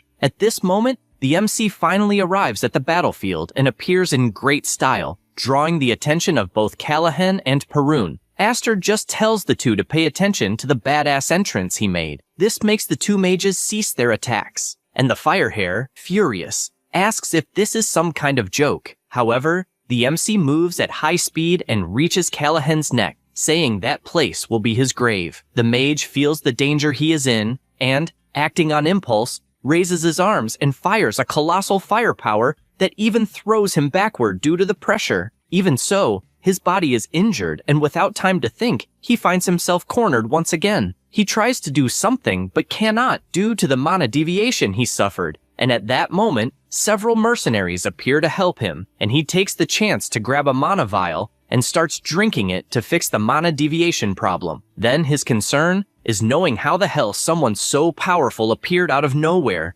Besides that, he is surprised since the MC is wiping the battlefield with his incredible powers. Callahan simply cannot believe how amazing this is since the movements show no sign of mana waste, and only then does he realize he is getting impressed by the enemy. So he changes his reaction and shouts that everyone will die. Saying that, he fires one of his most powerful fire spells, completely sweeping the place and even taking his own mercenaries along with it. The MC just watches this power approaching, and a devastating explosion happens. The next second, Callahan wonders whether he hit his target or not, and knows that other allied mercenaries were caught in the attack. But he does not care since the important thing is completing the mission. He sighs, since being so destabilized does not match his style. He sees a vial on the ground, but when he tries to drink it, he gets startled since he heard a voice in the smoke. It was the MC saying that on the outside Callahan looks like a lunatic, but deep down, he is nothing more than a cold and cunning snake. Then, he appears with his magic missile aimed and guarantees that such coldness will kill him. He says this and fires the attack at maximum power, leaving the vice leader without any reaction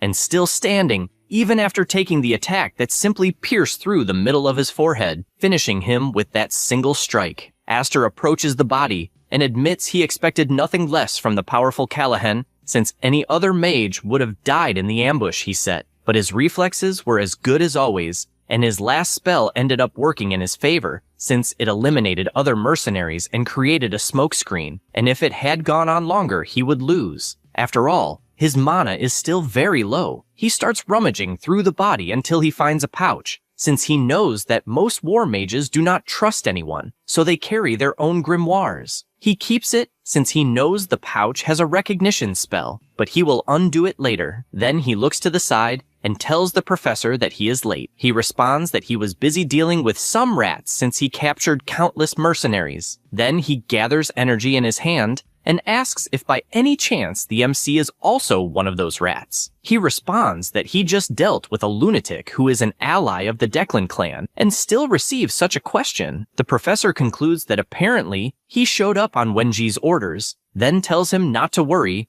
but keeps wondering who the person Wenji trusts so much is. Then he asks who the mercenary boy who was with him was, and if by any chance they divided the research into 2 parts. Aster says that the research he received is probably fake since Wenji likely planned all of this using the boy as bait. He says this, but imagines that even using a concealment spell, the fight was extremely intense, and even though the report was delayed, it is strange that the Imperial Knights still have not appeared and believes that the Declan family bribed them. Perun then asks if he has the real thesis, and he responds yes, handing over the papers. The professor takes the papers in his hand, and after reading, asks if he knows the content. He responds yes, and confesses that he does not even care about fighting. He just wants to know if he is sure he wants it, since he would not like to lose a great ally. Perun agrees since he received the papers safely, and therefore asks to end this. But before that, he wants to know what he would like in return. Aster does not understand this, and the professor says that Wenji only trusts one type of person, someone who has clear desires that align with theirs. And since he earned that trust, he thinks it is fair to give something in return. The MC finds this interesting and responds that he wants a book. The professor does not understand this, and he explains that he will build a large and majestic tower, and inside it, he will place books for anyone to read, and he would like one written by the professor about the perspective of arcane sciences. Perun finds this funny since this is not something everyone will be able to understand, but he did not think the idea was bad. The MC says he is leaving, but before that, the professor questions how they will keep in contact since he has more papers to deliver. He becomes thoughtful about this, and after opening his dimensional pouch, he takes an item and throws it toward the professor,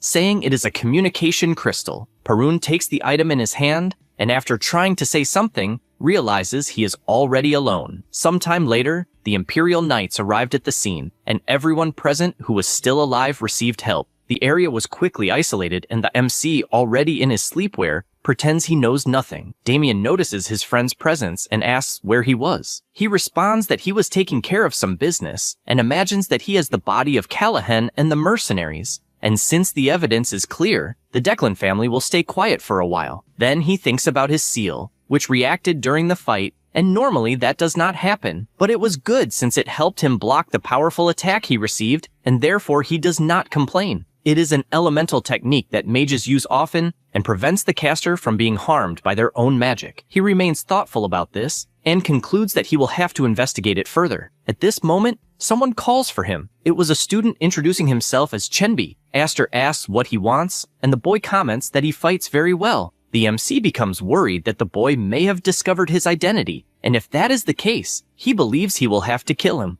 The boy says he found the fight he saw during the admission ceremony incredible, and therefore asks how he can fight like that. The MC feels relieved since he apparently gained a good reputation, and only replies that his opponent had little ether, but things will change the next day, and with that, he walks away. Chenbi, a little embarrassed, says he wanted to stay with him since he hasn't made any friends yet, and asks if he understands. Aster imagines that yes, and knows that the Academy promises equal treatment regardless of origin, but that is a promise from the Academy and not from the students. The boy says again that he was very nervous, and that when the problem spread, it will be strange to be alone. The MC says he understands, and the two continue talking normally, with him even imagining that it's good to have someone normal to talk to from time to time, since in this new life, he has only met lunatics and even forgot what a normal person is like. Then he concludes that it is time to start his academic life. After that, the next day, All the students are gathered in the classroom. Damien does not stop yawning since he is dying of sleep. At this moment, Chenbi appears greeting the two and says he can't believe they will have classes right after the chaos that happened the previous night. The MC agrees and also notices that his new friend does not seem to be from a noble family or have much money,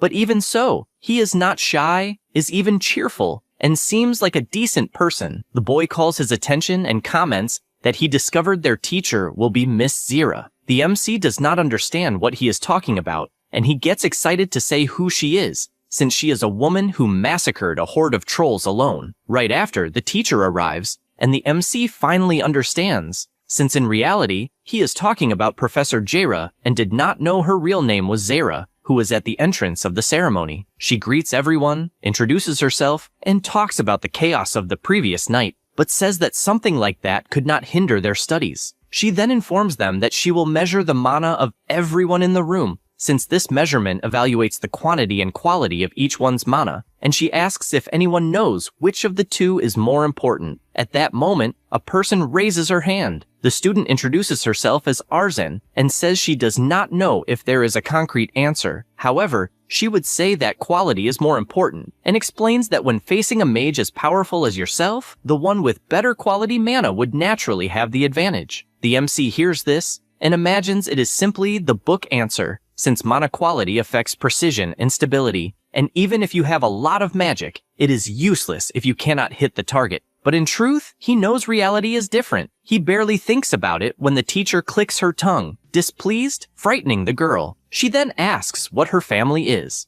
Arzen replies that she is from the Barony Pelham family. With that, the teacher takes a deep breath and says she expected no less from just any family. This comment leaves the girl extremely upset, but Zara, not caring, asks if anyone else would like to try to answer. She notices that no one is speaking, so she points to another student. He stands up and says he believes that the quantity of mana is more important since in large-scale battles, quantity would be better. Asta reflects that in fact, the thought is correct, and from another perspective, quantity can surpass quality, and in summary, it depends on the situation. However, once again, the teacher gets irritated and asks the boy's family. He replies that he is from none. Once again, Zara asks another to speak, and the students start guessing anything like family, speed, determination, and this only irritates the teacher even more. The MC starts to worry, since the teacher is hard to please, and she tells them to listen to everyone's answer and says that in fact, they were all close to being correct, but there never was a correct answer, and therefore she wants them to think a little about the kind of answer they gave. She questions whether it was something they thought of on their own, or if they were just trying to guess. After all, a mage should never lose their conviction no matter where or when, and staring intently at everyone, he believes that no one had the mentality of a true magician and orders everyone, from that moment on,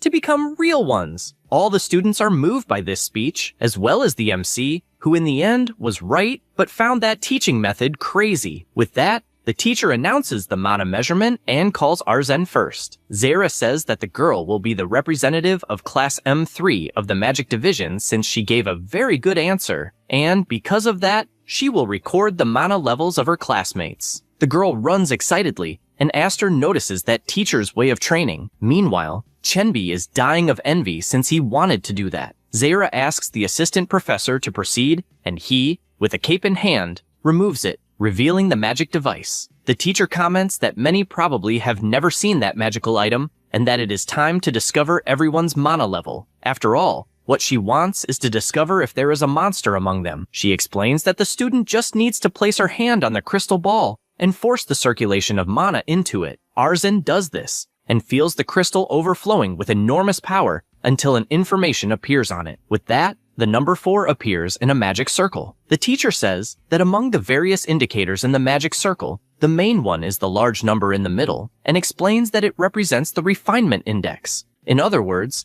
mana quality can go from level 1 to level 10, and Arzen is at level 4. So considering that last year's freshmen were on average level 3, it was quite impressive. The girl thanks her for the compliment. Then, she goes to the mana quantity measurement, and hers was level 17. In this case, mana quantity can go from 1 to 100, and last year's average was 15, so the girl's result was a bit high. The teacher says that both the quality and the quantity of the student's mana are excellent and therefore congratulates her, leaving the student dying of embarrassment with so many compliments. Meanwhile, the MC observes attentively. After some time, several students did their measurements, and they commented among themselves on what they needed to improve. At this moment, Chenbi stands up asking for his mana to be measured. The MC asks if he wants to go so quickly. At this moment, they hear a scream because a girl achieved a refinement of level 6, even though the average was 3, and also a mana quantity of level 20, which was surprising.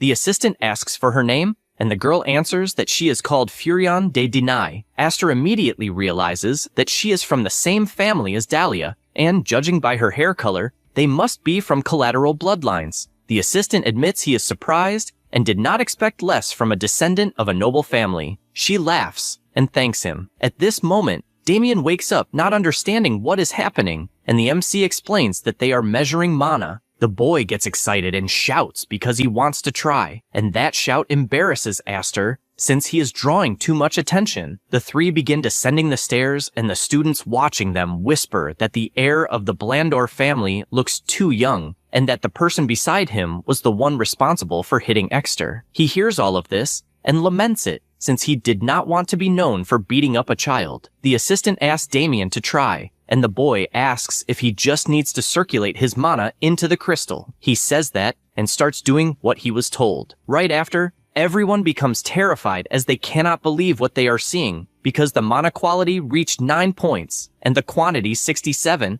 and they question if it's not a mistake. The MC finds this funny, even though it is normal for ordinary people to react this way to a genius. After all, it is a wall beyond what common sense can understand. He admits that he knew Damien was a genius, but not that he was so absurd, although it matches the monster of Blandor, who was extremely powerful, and apparently, he was just born like that. He believes that in his past life, if Damien had dedicated himself, the entire continent would have changed, but he knows that in this life things will be different, and that the Blandor family will forever be an obstacle for the Declan, and will make Damien transcend beyond any common limit. The assistant praises Damien as someone worthy of the Blandor family, and asks him not to let fame get to his head. The boy, not understanding anything, just says, "It's fine." He runs back and asks the MC to measure as well. Aster thinks about this, and imagines that everyone must be curious about his measurement, since he is not from a noble family, and yet stands beside someone from the Blandor family, besides having beaten the second son of the Dolamp. Anyway, he goes to the crystal, and decides he will stay discreet with a median score to avoid problems. He begins adjusting the property of his mana a little, and also using a decent amount, but when doing so, he becomes confused because he does not understand why the limiter is so low, and believes he messed everything up since it will come out much higher than expected. With that said, his refinement index was level 10, but the numbers started rising so much that the system began to bug and ended up giving an error since the limit was exceeded, and therefore the device had to be restarted. People do not understand what the hell limit exceeded means, and Damien just shouts that his friend is incredible. The MC tells the assistant that the device is not working and that they will need to measure again, but Damien says it is correct. The MC only imagines that the boy should shut up, but Damien does not do that and insists even more that the test is absolutely correct, irritating the MC more and more since he wants him to just shut up. The assistant restarts the device and Aster takes the test again, giving level 3 in refinement and level 15 in total mana. He breathes in relief since he was much more careful, but gets scared when hearing someone shouting that it is bullshit. He turns and sees that it is Damien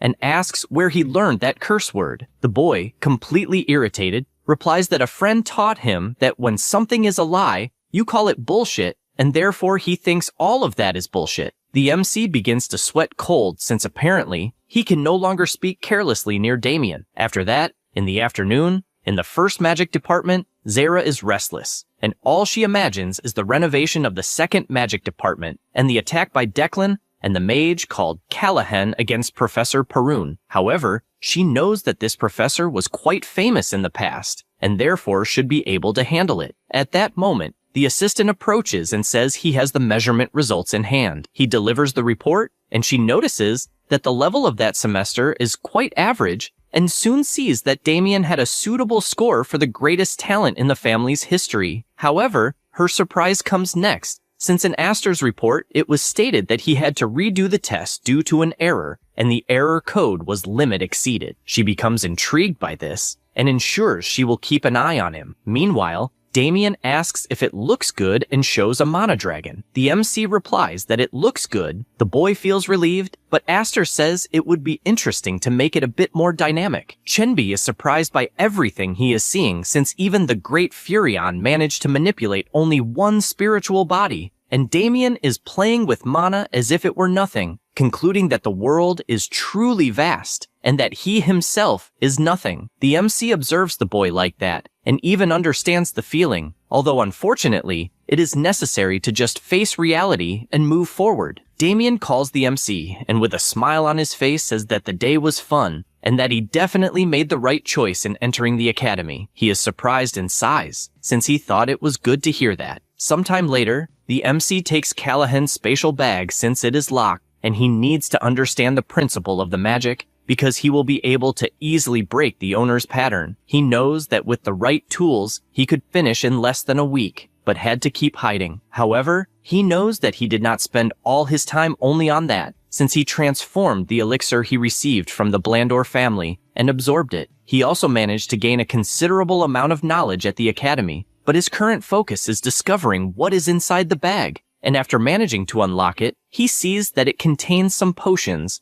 a huge cape that he definitely will not be able to wear, and a defensive artifact. He finds it interesting since a defensive power is not bad. However, what interests him is something else, and he finally takes out the Declan's secret grimoire, the Crimson Flames. It is a secret magic inferior to the flames used by Farron, which is an extremely powerful magic that burns everything without leaving anything behind. He is aware that it is not something he can learn overnight, and only then realizes something about that day, since if he is not mistaken, the semi-annual performance evaluation will take place. All the students are gathered, and the most excited one is Damien with the number of people, and Chenbi explains that all the classes are gathered. Besides that, he asks the MC if he heard the news, then says that there are rumors that this semester's evaluation might be in advance through the canyon. Aster understands what his colleague means, since that test has 3 practical types, which are the Corridor of Challenges, a sewer-like labyrinth where one must reach the objective, the advance through the canyon where students run to the finish line, and finally the simulator, where one duels against a person or a monster. He concludes that he does not care which event it will be, but wants to pass without many problems. However, he is noticing that Chenbi does not seem to think the same, since he is extremely restless about the test. At this moment, a voice shouts for everyone to be quiet, and Parun appears, saying that he is in charge of Class M1 of the Magic Department. The MC is happy to see the professor and jokes that his dark circles are worse than the last time they met. The professor says that, as everyone already knows, the semi-annual performance evaluation will take place. Then, in a few words, he says that the chosen test is the Corridor of Challenges. This information completely frustrates Chenbi, since he had come up with a million plans for the other tests, but not for this one, and for that reason he falls into despair. Parun orders them to form a line since he will explain the rules. He says that the objective of the test is simple, since the Corridor of Challenges is a sewer-like labyrinth, and they must reach the final gate. Chenbi says that apparently it is not that difficult, but Parun makes it clear that it will not be just a meaningless race, and says that there will be golems along the way. The boy cannot believe such absurdity, but other students tell him to shut up since he is talking too much. The professor repeats that the golems are made in a clumsy way, but will still be complicated for the current level of the students, and therefore, they must advance carefully. All the students begin complaining, and he already notices that for mages, they all lack composure. This reminds him that Paul showed courage, pushing himself to the limit, but perhaps it was the environment's fault. However, he is aware that there are some students with potential, starting with Furion, who shows strong determination. Arzen has a strong gaze, as do other students, different from Damien, who does not seem to be thinking about anything. Suddenly, the professor calls everyone's attention again and explains once more that the golems will only act as guardians at intersections, and whether to defeat them or avoid them is up to each student. Besides that, a bracelet will be given for the evaluation, which has a defensive power similar to a force field. He says that if the force field is broken, the student will be disqualified and the golems will begin ignoring them. Everyone is surprised by the complexity of the test. But finally, the professor says that he will give a suggestion and tells him to impress him, since he does not care who is first or who defeats more opponents, as he only wants him to show something impressive, and he will give a reward that will not disappoint them. The MC becomes interested in this and is more motivated. He reflects on the largest library on the eastern continent. It is divided into 3 levels: upper, intermediate, and lower. The level he can access is the lower one, but he did not find any magic book there. In the end, if he wants to find a clue, he will need to search at least in the intermediate level. However, the other way is through the recommendation of 3 or more professors. Knowing this, he decides that he needs to obtain Perun's reward and finds it interesting because he memorized everything from the cross-section diagram. Sometime later, several students go to the assistant professor asking for floral bombs, but they are denied.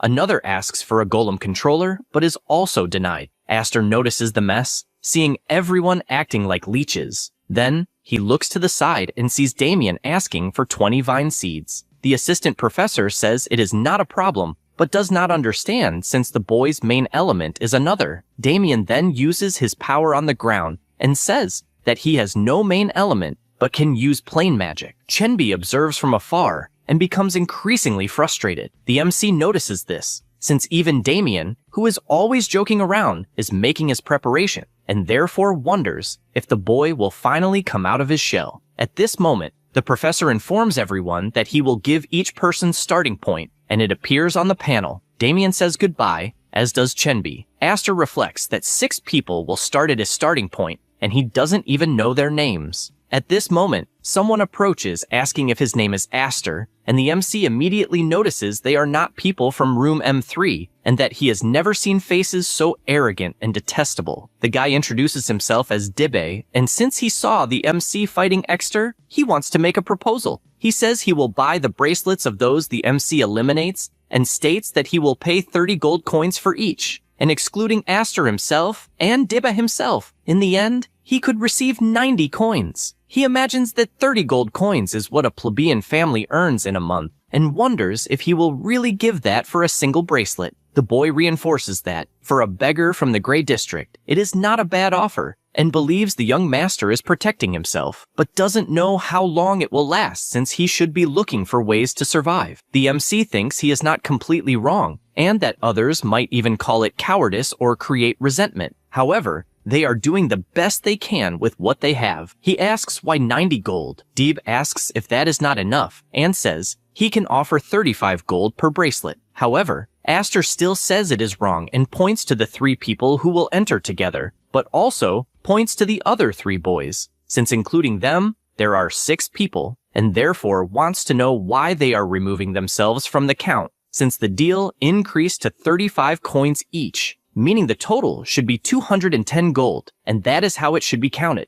The 3 become outraged hearing this, and Diba becomes even angrier, since he doesn't know what kind of loan shark scheme this is, and that a plebeian doesn't know his own place. Therefore, he says 40 gold coins and nothing more, but this only makes the MC say that now they must pay 240 coins. Daibi wonders if the guy is insane, but it is clear he is using the opportunity to make good money. He also noticed that the MC doesn't even think this greed could harm him, but expected nothing less from a barbarian who can't think. He realizes things will only get worse, and therefore turns around saying there will be no negotiation. However, Aster asks where he is going since, even with the deal broken, he still owes for the bracelets. The boy becomes even angrier, since he doesn't understand what the hell this is, and he explains that he must pay 120 coins for having initiated the contract. At this moment, Pekan begins calling Aster an insolent plebeian, wanting to rise above the situation, and angrily tells a nobody not to try to take advantage of the mighty Dibe. The boy keeps yelling until Dibe, extremely furious, orders him to shut up since he is making him look like a clown. Then he says he will pay the 120 coins since he imagines that orders have more priority than the will of idiots. He takes the coins, but Aster says he will need to increase the fee since they are all nobles, and the price rises, and therefore must pay 160 gold. The boy accepts and pays correctly, but makes it clear that from that moment on, he will show how difficult 160 coins can make someone's life. After that, everyone approaches a magic circle, and the professor explains once more that if the bracelet's function is disabled, the student is eliminated. He also talks about the force field, and that they can also make attacks in Buenos like a human, and if the barrier is destroyed, the bracelet will remain in place, and the user will be forcibly taken out of the environment. With that said, he orders the test to begin, and all the starting circles begin to shine, teleporting everyone to the testing zone since the evaluation has started. Perun keeps imagining that Dahlia and Damien started at the same starting point, and that it will be interesting. However, the assistants shout that something is happening and the screen has frozen. The professor places the cup on the table and asks them to check the magic eye, and from which starting point it happened. The guy turns around and says it was from the third starting point. After the teleportation is complete, he gathers energy in his hand and blows up the surveillance camera, also saying it will be a headache for everyone. At the same time, all the boys have their magic aimed at him, and Daib says he will pay to see how long that confidence will last. He says that, and everyone launches their spells at the same time. Aster reflects that being hit by magic means immediate disqualification, and he will be teleported out. So he simply dodges with his absurd speed, and while preparing his kick, imagines that he only needs to cease his mana before impact, and with a precise hit, he will be able to strike them all without getting them disqualified. He goes around hitting everyone, and finds it strangely satisfying since he loves beating others up. He says he is waiting for the young master to be full of money and completely serious, says that another 320 gold coins will have to be taxed for insolence, and that, from that moment on, it will be 1 silver coin per hit. After some time, Daibi gets up completely injured and says he will pay for everything he did. However, it is useless to say that since it only served for him to receive another punch in the face, and the MC imagines he delivered 100 hits, so it will be 10 gold coins, and finds it complicated to control his power without Damien healing the enemy. He picks up the bracelet that fell to the ground and wonders what he will do since he managed to obtain 6. He sits down to think, since he needs 3 recommendations. So, besides Perun's reward, he needs 2 more people. His focus is to understand what he must do to impress the professor. He starts imagining whether he should destroy the corridor of challenges, since the place only has 4 pillars holding it up, but thinks it is idiotic since it is asking to die. Besides becoming the enemy of the entire continent, since he doesn't know exactly what to do, he decides to just keep walking and, meanwhile,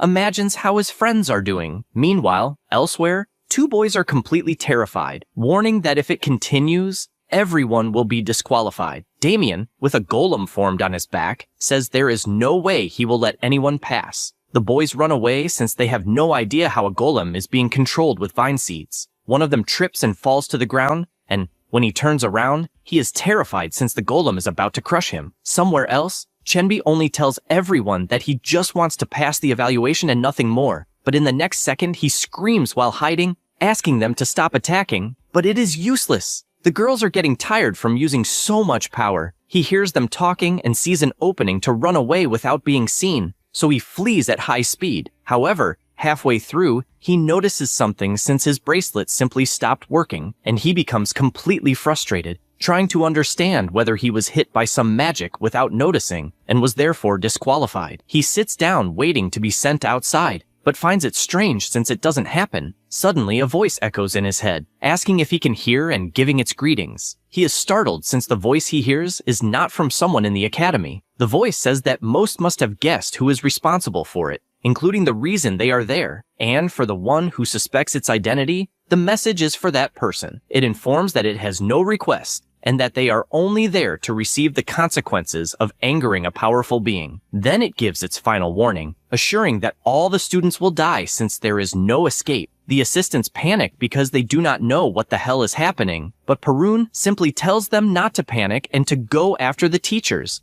especially Zara. He shouts that he will do it immediately and runs off to contact the teachers and the director. Perun then destroys the table with his hand, and furious questions how those damned worms dared to do this. Inside, a golem is destroyed, and the MC confesses that he thinks it sucks, since an absurd number of golems will not stop appearing. The MC goes on defeating golem after golem, and reflects that 10 minutes have passed since the voice echoed through the test site. And during that time, he noticed that the golems that should be slow and rigid had become fast and agile. In addition, he noticed another pattern, since the guardian golems are invading on their own, and that means someone tampered with the control system. However, this only makes him more excited, since he considers himself the #1 problem solver, having survived everything except an aerial battle. So with a smile on his face, he charges forward with everything, wanting to crush everything in his path. Meanwhile, Chenbi resumes walking and, upset, imagines that he would have let himself be eliminated if he had known what would happen, since he does not want to die. At this moment, something catches his attention, as it seems someone is approaching, until he realizes it is Aster, which makes him extremely happy until he sees that his colleague is actually being chased by several golems. The MC approaches and tells him to run as fast as he can, and both flee from the golems as if there were no tomorrow. He imagines that he felt someone's presence and even thought it was Damien, but that is not the case, and if they keep going at that pace, Chenbi will be caught. So he decides to go to Plan B and asks for the boy's bracelet. He explains that the detection range of the golems is not very wide, and that this means the bracelets are connected to the control system. Chenbi asks what Aster intends to do. He replies that he has already been identified as something, so the chances of the others surviving will be greater if the golems keep focusing on him. He also says that his colleague probably has a family, someone he must live for. Chenbi reflects on this, and remembers his parents telling him to focus only on learning about magic and always encouraging him. He swallows hard at these memories and hands over his bracelet, but tells his colleague to survive since they must meet again at all costs. The MC tells him not to worry and stays behind to hold off the golems while Chenbi runs as far as he can. While doing this, he remembers that he must live at all costs since his parents bought him a grimoire instead of food, and his younger sister was forced to drop out of school because of him. Therefore, all he wants is to repay everything he received until he sees his mother saying he is the pride and joy of the family. This memory in his head leaves him paralyzed, as he does not know if he truly is someone to be proud of, since he is indecisive and not courageous. He looks back and wonders if he really is someone to be proud of for abandoning a friend. He decides that he can no longer let himself be consumed by guilt. He raises his hands and begins to overflow with intense energy, since he will never give up again. The stones around him begin to collapse, and all he can imagine is that the magic left to him by the master who awakened his talent is something unique, and so he begs for it to work. With that, he creates the Earth Spear, a power as intense as a knight's lance. Chenbi shouts for Aster, who looks startled and sees the powerful Earth Spear coming toward him. He dodges the colossal destruction of the attack, which was aimed at the golems,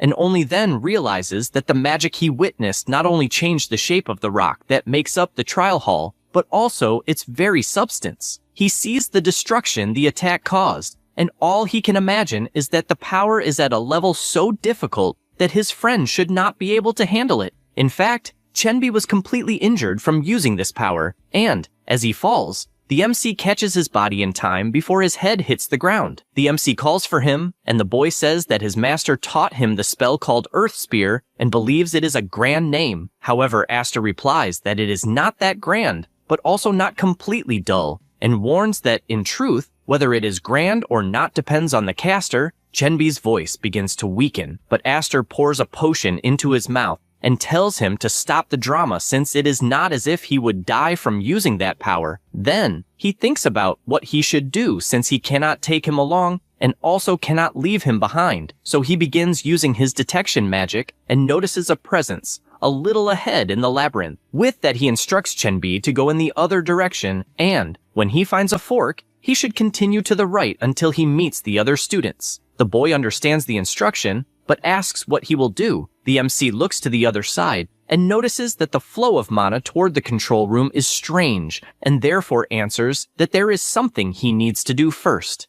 He runs through the labyrinth and keeps wondering where that strange sensation came from. He realizes it was not something from the Declans, but from something else. Only then does he understand what it is, since right in front of him is something from the demonic realm. He smiles, since he is feeling something that is not so familiar, even though that demonic energy is unforgettable. In addition, there are also demonic beasts, since they even recreated those cursed creatures that terrorized the continent centuries ago, always doing the worst possible things. He becomes extremely excited and calls Frizen a filthy rat. Meanwhile, in the control room, Frizen bursts into laughter, since it was a success, because a demonic beast truly appeared and the demonic realm manifested perfectly. Before, it was only a partial success when only the demonic energy appeared, but this time it is complete. He knows it was all thanks to the ancient artifact he possesses, since, with spatial isolation, he sneaked into that room and, with the corrosion of demonic energy, took over the control room, being able to manifest the demonic realm at will. Then, a man in the room asks if it was really a success, since he did things halfway. Frizen replies that just generating demonic energy already fulfills their contract and guarantees that the professor they want as a target will fall on his own. The masked person says it does not matter, since as long as the Xenion Academy is destroyed,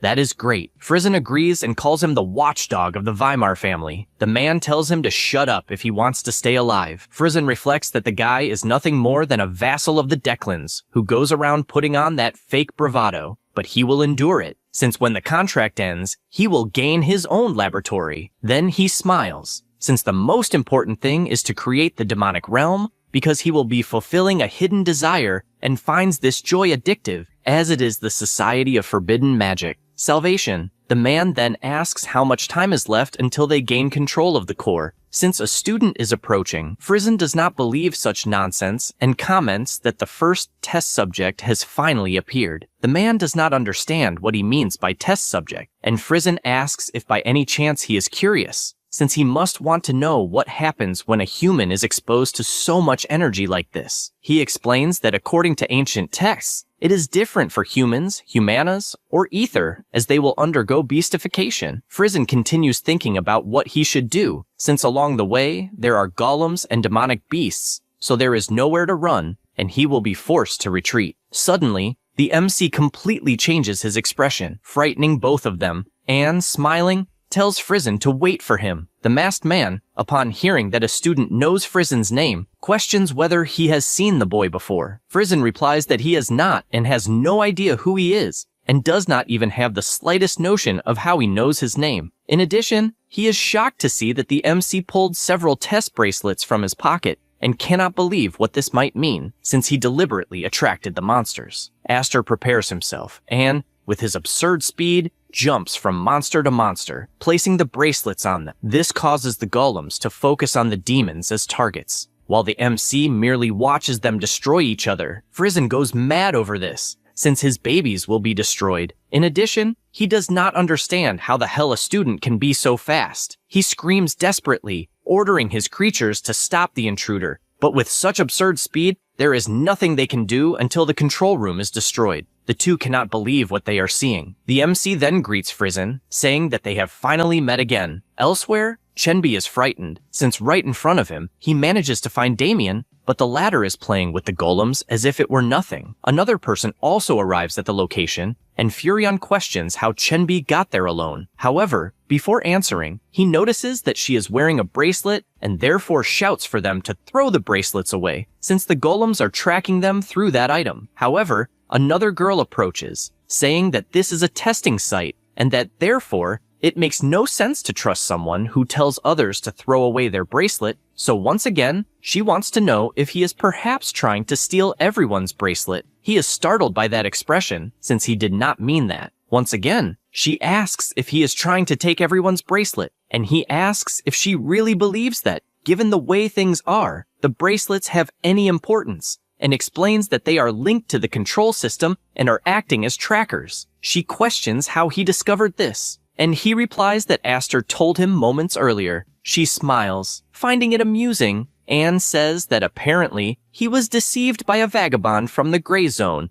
and now wants everyone to talk in an attempt to deceive them as well, since he fell for such an idiocy. In addition, she points out that apparently he is the type who does not like to fall alone, and that even someone who paid attention in class ended up being tainted by a vagabond. These words leave him completely furious, since he knows that Aster is an incredible guy who was willing to sacrifice himself to help a new friend. However, Before he can say anything, he hears someone talking about when they met the MC. It was Damien telling about the first time he met Aster, and that he had asked what he had, and without even hesitating, the MC replied that he had a friend, and that is why he trusts him, his friend. Having said that, he throws the bracelet on the ground since he does not need it, and, smiling, calls Chenbi to leave that place. He is surprised to see this reaction from Damien, since he had never witnessed anything like that from him before. Meanwhile, in the control room, the MC tells Frizen that they have finally reunited and says that he even once went to the demonic realm to kill him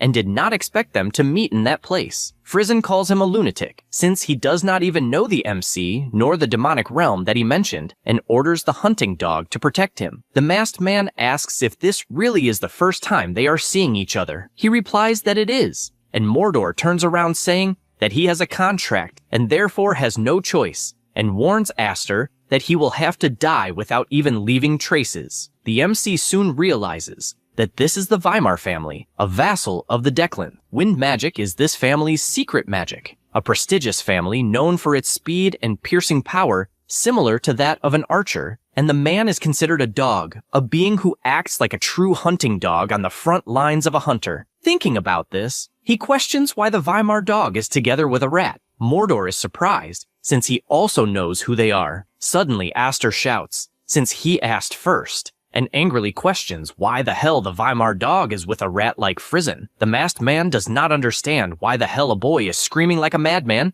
and considers that he must know he is going to die, and therefore asks what he will do if he knows the answer. Once again, he shouts, repeating the same question. The dog becomes increasingly irritated and shouts, asking him not to repeat the same shit. Then he launches his attack, but the MC simply dodges the chains with extreme ease, and once again, repeats the question, wanting to know why the hell the Weimar dog is with a rat like Frizen. He calls him a bastard, since he does not stop repeating that question, and questions why he is so obsessed with it. He begins to manipulate his weapons and controls them in the direction of Aster, who continues to repeat the same question without stopping, and with each question makes the dog more and more furious, increasingly wanting to tear the MC to pieces. He reflects that, with his return magic on his weapon, it is impossible for anyone to dodge. However, Aster comments that he is too stressed since none of the weapons were accurate. He prepares to grab the chains and says that he has raised dogs before, and explains that these animals become anxious when they hear a very loud noise repeatedly, just like Mordor himself at that moment. The masked man becomes even more irritated since he is being treated like a real dog, but due to this distraction, he takes a direct hit to the ribs. In addition to the MC stating that, in fact, he is nothing more than a Declan's dog. Frizen sees this and shouts, wanting to know what the dog is doing, since it makes no sense to get beaten by a kid. However, the MC, with all the strength in his fist, delivers his final attack, which completely explodes the opponent, killing him with just one punch. Then he calls out to Frizen, since he keeps hiding behind other people, and says that only he is left. The bowl-cut guy panics, since a mere student is acting with such confidence.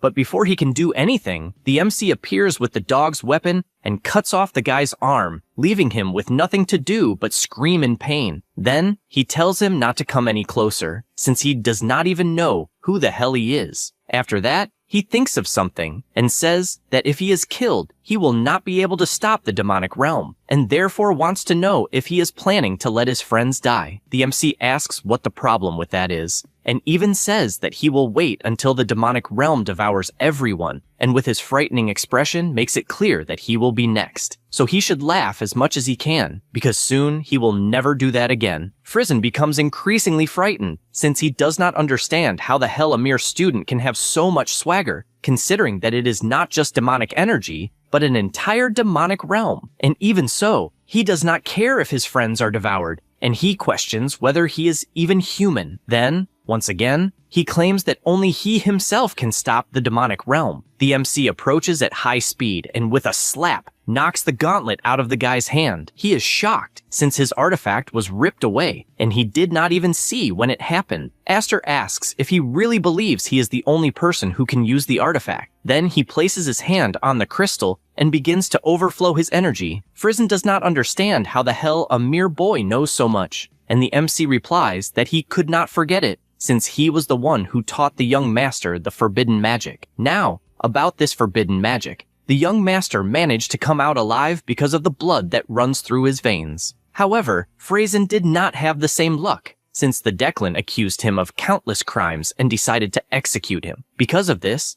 the MC went after him, since he did not want to hand him over to the Declan. He states that at the time he even went crazy and did not even know how much time had passed, and he felt proud to manage to find him, since of all the people he was the only one he could not find, which only shows how clever the guy is at running. He says that he searched the gray zone, the slums of the kingdom, and even the underworld of the empire, and in the end, there was not a single place he did not search. Then, after hunting him for so long, he discovered that in the end, the place where he hid was the demonic realm. The MC burst into laughter remembering this, since anyone would definitely go insane in that place. And even so, he could not find him, because the demonic beasts were attacking all the time. Eventually, he gave up on the demonic realm and decided to leave, and a mercenary was waiting outside. He said he had news, but did not have the courage to enter the demonic realm, so he waited outside. Then, with his bizarre expression, he reveals that the news was that Phrasen was already dead, and that the Declan had captured him and extracted every piece of information about the forbidden magic and the artifact. Phrasen, already without strength on the ground and with a trembling voice, says that he truly does not understand what the hell he is talking about, since compared to the young master of any family, he himself is nothing more than a servant. Aster takes a potion from his pocket and hands it over, since he does not want him to die and even wants him to rest well. Phrasen cannot believe that he is being healed and knows that this is his chance, because he needs to find an opening to survive. The MC resumes telling his story, revealing that on the day he looked up at the sky, the wyvern was right above him. Then, when he looked at himself, he seemed like an idiot. His revenge had stopped being for his companions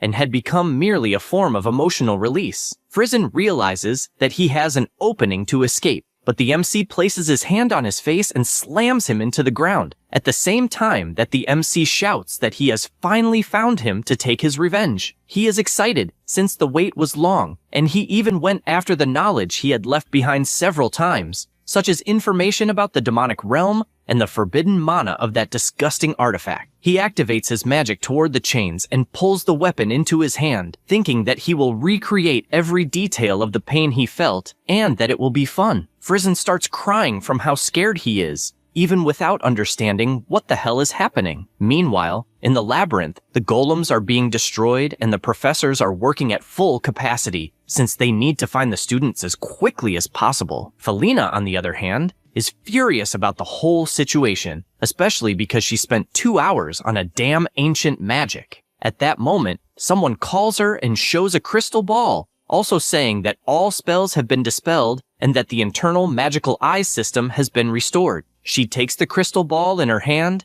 and orders them to prioritize locating the survivors instead of capturing the intruders, as well as not announcing it to the public, since they do not know how they will react. The staff agrees and resumes searching for anyone. They begin finding the students and even the golems chained by Damien's vines. The professor observes from afar, trying to understand what happened, since the intruders had control of the corridor of challenges for 2 hours, and, even so, there were no casualties. Suddenly, Professor Perun calls her through the communicator and says that he entered the internal control room and that she will not believe what he found. He shows it through the crystal ball, and Felina is completely shocked, as the professor is asking to see how the intruders already were when he arrived. She admits that she has seen many strange things, but the way the intruders were annihilated is bizarre, and she does not understand who could have done it. Then something crosses her mind, and she remembers when she received Aster's report. It was revealed that he was a street child from the Gray Zone and was accepted through the entry rights of the Blandor family. The professor comments that the exceeded limit error goes far beyond the level of a student. Zaira agrees and admits that she does not know if he really is a student, and therefore he must be closely monitored. At that moment, someone appears saying that he is late. She is startled, since the director appeared completely out of nowhere. He says that he came as fast as he could, and in a few words, upon seeing the crystal, asks whether the one responsible for the whole bizarre scene of the intruder's elimination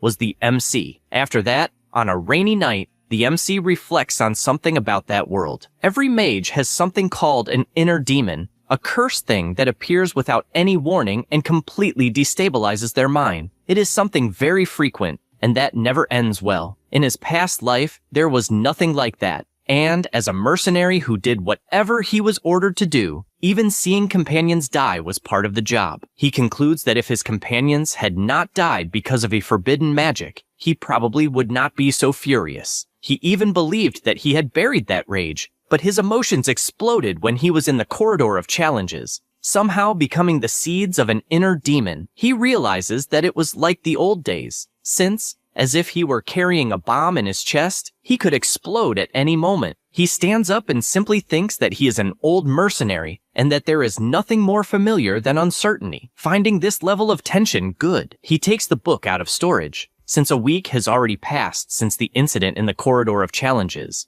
and it is the perfect chance for things to calm down, with him being in better physical and mental condition. Aster decides that it is time to read the secret grimoire of Crimson Fire, a secret art he learned in his past life. It was an attribute-less art given to mercenaries. Learning a secret elemental art like Crimson Fire is something that is happening for the first time. So he read the first chapter, Ignition, dozens of times, always checking if everything is correct at the end. He knows that the primary mana circuits are not very different from magic of celestial origin. He closes his eyes, since merely circulating mana through the Crimson Fire circuit will only give it the aspect of fire. Therefore, he needs to mentally imagine the clear form of fire, a solitary flame that needs nothing else. He concentrates more and more on the fire, a flame that does not need oxygen. The power continues to form until it completes the ignition step. He is surprised, since it remains powerful as always, and compared to the mana he normally uses, the power of that magic is roughly double. The MC knows that, at the moment, he needs comprehension, and his current limit is once. The recoil is much stronger than that of attribute-less mana, which, at that moment, makes a collision-type casting with fire mana out of the question. He finds it a shame that he cannot use collision casting, but he knows that with time he will be able to. With that, he knows he is one step closer to the leader of the Declan. He reflects that for now, he needs a magic that is worth using, and, in any case, fire element magics do not require that much compatibility between secret art and magic. Only then does he realize something, as he feels a strange sense of pressure, and whoever is causing this pressure is deliberately showing their presence. He decides to go to the place to see what it is about, and upon arriving, he realizes it is the director, who says that he understands the reason for Professor Felina's suspicions, since the MC has decent perception and clean control of fire-type mana, and therefore considers him decent. The two stand face to face, and the director, without much talk, releases his incredibly powerful aura. Aster does not understand what the hell is happening, since the same thing happened with Wenji, and he wonders why everyone gets excited whenever they see him. He does not let himself be shaken, since he is a former mercenary and prefers to be broken rather than bow. The director asks if there will be no greeting, making it clear that despite not seeming like it, he is the highest authority of that academy. The MC holds on as much as he can and immediately bows, saying it is a pleasure to be before the director. The short man bursts into laughter, since the good manners were impeccable, and says that he can scream as much as he wants, since he has isolated all the sound from the surroundings. The MC realizes that the director is smart as hell. Then he asks what he is doing in that place in the middle of the rain. The old man sits down and says that he has some questions to ask and wants to see whether he will answer them correctly or not. And once again, with his absurd aura, asks them to sit down. Aster simply cannot believe the pressure he is feeling, since it is not just killing intent, and he kneels without understanding whether that pressure is just mana. The director then comments that Professor Felina told him that the MC is hiding some things, and then, with his colossal pressure against Aster, which even manages to destroy the ground, asks what is actually going on. He simply cannot believe that the man in front of him is the same old man who was stuttering in the Grand Hall, since he is definitely a monster. However, compared to the bastard from the Declan family, he is nothing. He begins to overflow his energy, trying to read the flow of mana that is pressing him against the ground, and after managing to stand up, activates his indirect method, releasing the pressure on himself. After things calm down, Aster admits that he took care of the rats that were causing trouble in the challenge corridor. The director finds it strange and asks if he will not even try to hide it, and he replies that no, since it is not something that needs to be hidden, and confesses that it would be better if they did not find out about it, but it is not something he cares that much about hiding. Then he asks if there are any more questions. The old man becomes serious once again, and the MC becomes worried, since he feels like he did back when he ate the wyvern in Fern. The director takes a deep breath, and Aster realizes that the old man is a rare kind of lunatic, since he becomes serious and then normal, until he becomes serious again, oscillating like that. The director admits that the MC has a great eye, and therefore says that he will ask only a few questions, and that he should answer only the ones he can, since that is better than beating him for no reason. With that, he sits down and realizes that the atmosphere has become different from before, and that it feels more like a war mage, with a frightening atmosphere befitting someone who is the director of the school. With that, the old man prepares to ask the first question, but the MC interrupts and asks whether he happened to hear about a wyvern becoming food. He does not understand what the hell he is talking about, and the MC apologizes, asking him to continue. This irritates the director, who warns that if he is interrupted again, he will be beaten,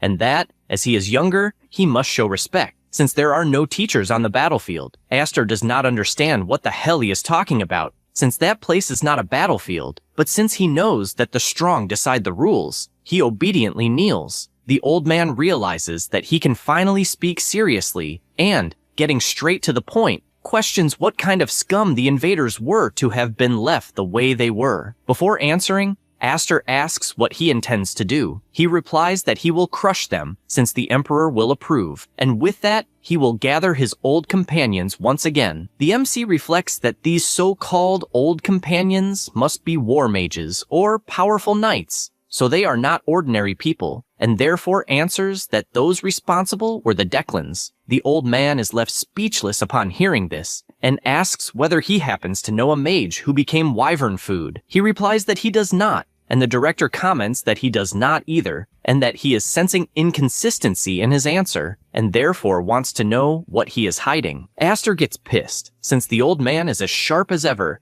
and even thinks it would be wonderful if all the blame fell on the Declans. So, seeing no other option, he reveals that it was the Weimar family, one being the hunting dog and the other the magical engineer Frizen. The old man asks whether he has any evidence of this, and he merely asks whether he really wants everything handed to him on a silver platter. The director says that the MC is truly insolent in the way he speaks, but simply accepts it, and asks how he knows the two of them. He shakes his head, indicating it is one of the questions he will not answer. The old man realizes this, and they continue talking for some time. After that, he says he understands, and the MC imagines that he said everything he needed and tried to answer in the best possible way, but he could not reveal the regression or the grimoire. Even so, he is noticing from afar just how pissed the director is. In any case, the short man accepts it and asks whether he happens to know a mage who became goblin food, because he still feels that something is missing. Aster grows concerned and tries to stall, but the director tells him not to smile with rotten goblin eyes. He apologizes, since the old man is always attentive. The director looks up and comments about Aster's dream of building a library as tall as a tower, and it is indeed a great dream, and says that if he leaves the top floor empty, he will fill an entire wall with shelves. The MC thanks him for that, and imagines that the world turns because of blood ties, regional ties, and academic ties. Then the director warns him about the admission ticket to the library, which he will give if he does a favor. The MC sees the shit coming, and he warns him with his gaze, threatening that he does not need both eyes to see the world. Aster realizes that if he slips up, he will have an eye ripped out, and therefore says that he is eager to know what the favor will be. The senior replies that the favor can wait, since they will resolve it with time, and says that an artifact that summons a demonic realm is dangerous, but can also be used in several other ways, such as spatial isolation, from which even the MC himself could benefit, such as when building the tower. He grows concerned, since the old man is always one step ahead. After all, the spatial isolation function of the artifact can even create magic circles in the corridor of challenges, rendering them useless. So if it is a magic that even the Academy's professors could not break, it could obviously be useful in protecting his tower, but he knows there is a problem, and comments that he does not have much knowledge about magical technology. The director tells him to go talk to Professor Felina and will even pull some strings for him, since she is someone he can trust. Even so, while he himself does not further investigate the identity of the MC, it will be difficult to convince the professor not to do anything. With that, the two continue talking for a long time. On the following day, at the academy, the students are going back and forth, just like the MC, who sees someone calling out to him. It was Damien and Chenbi, fat from eating so much. Aster questions why the two look like a ball. Chenbi feels embarrassed to answer until a student calls out to him, wishing him good morning and also asking if he would like to train magic another time. Another student calls out to Damien, thanking him for everything he did in the corridor of challenges. Chenbi explains that thanks to the tip the MC gave about the bracelets, everyone kept saying how grateful they were, and many even gave gifts. And their parents also helped his family a little, which is why he is extremely grateful. The MC picks up his book again and says, there is no need to thank him for anything, since he did not ask anyone to do anything, because it was Chenbi who decided to tell things to the students, and that change created everything that happened. Then he asks about Damien, since he does not know what his friend did. Chenbi explains that Damien found a golem at the beginning and controlled it using plant magic. Then, they sit down to talk better, since it has been a week since they last saw each other. However, he is startled when he sees someone approaching to talk to Aster. It was Professor Felina, asking for a bit of his time. They go to another room and she asks if he already knows why she called him. The MC says that the only certainty is that it was not to give advice. The professor confirms and goes straight to the point, stating that apparently he is a descendant of an ancient war mage, and asks whether the mind behind the incident was the Weimar family. He confirms and also calls them trash. She says she knows this, since anyone who associates with the Declans is trash. The MC reflects that this moment is the scenario the director arranged, since drawing the attention of the Blandors under a secret identity would be dangerous. So they decided to make him a descendant of an ancient war mage who had been wandering the continent while hiding his identity. In addition, they made his master someone who harbors resentment against the Declans and the Weimars.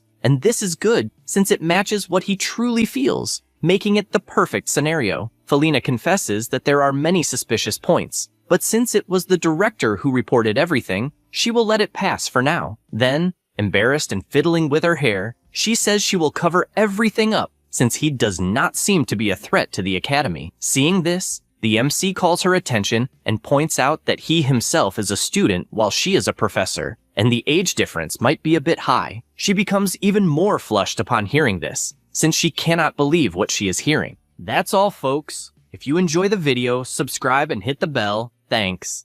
This nonsense makes her furious to the point of starting to release her power. But when she realizes she is restraining herself, she stops, since trying to do something that does not suit her makes her stutter. Yet she believes she needs to say it, even if she does not like it. She thanks him, since thanks to him, they managed to save the students, and also kept the corridor of challenges intact. The MC is surprised to hear this thanks, until he finally understands what is going on, and calls the professor. He says that he probably heard from the rector that the main objective is to make an open library for everyone, and therefore, if it would not be too much of a bother, he would like to receive support in the form of her publications. The professor agrees but asks them to get straight to the main point. She mentions the ancestral artifact that creates a demonic realm, since this research into its applications may take a long time. The risks are considerable, and this is not even the biggest problem, since if it comes to that, they can simply destroy it. Aster even imagines what the real problem is, and she says it is those who will go after the gauntlet, the cult of forbidden magic, the Salvatium. He asks if she said lesbian, and she corrects it to Salvatium, but tells him to stop fooling around, since one more word will have his head torn off. Then she explains that the cult of forbidden magic, Salvatium, as the name suggests, is a union of those who learned forbidden magic, and they operate separately, but the objective is the same, since they want to recreate the demonic realm. She mentions the miserable Frizen, who made this become reality and probably has some connection to the cult of forbidden magic. But since the guy is now dead, she points out that this sect will go after him to recover the artifact. She also says that they will be persistent enough to rival the Declans,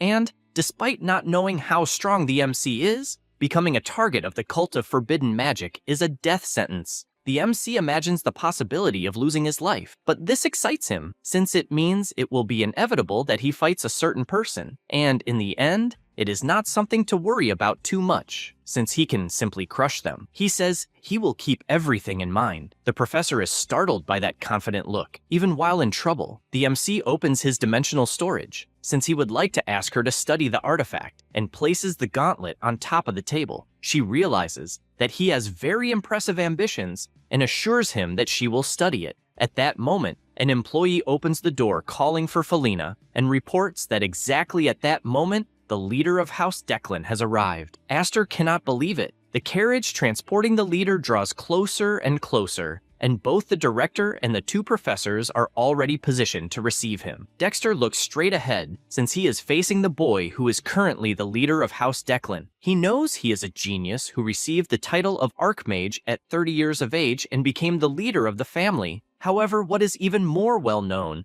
is that the Declan's atrocities became worse after he became leader. However, since it is only a rumor, he knows he should not believe it so easily. But of one thing he is certain: because of the teachings of the founding director, even royalty appears at his feet when stepping into the academy, and even so, this man arrogantly refuses to step on the ground. At nightfall, there was a fireworks display that left everyone amazed, since the explosions were beautiful. Aster thinks it is a waste of money, although she cannot deny that it is impressive. Meanwhile, Farron tells the director that he personally captured some vermin, and, using his power, takes several heads out of his dimensional storage. These are the leaders of the Weimar. He also says that he brought with him the collateral lineage and the direct ones, and asks if the director is satisfied with this. The MC continues observing from afar, since, as expected, the leader took the heads of the Weimar, but because he knows the absurd power that this guy has, he is not impressed at all, as he is the type of person who would extend his hand to the MC, who even killed members of the Declan family itself. In any case, he thinks the timing is far too perfect, since he had just talked about the Declan family and the Weimar family to his senior the previous night, and on that very day, Farron appears with their heads,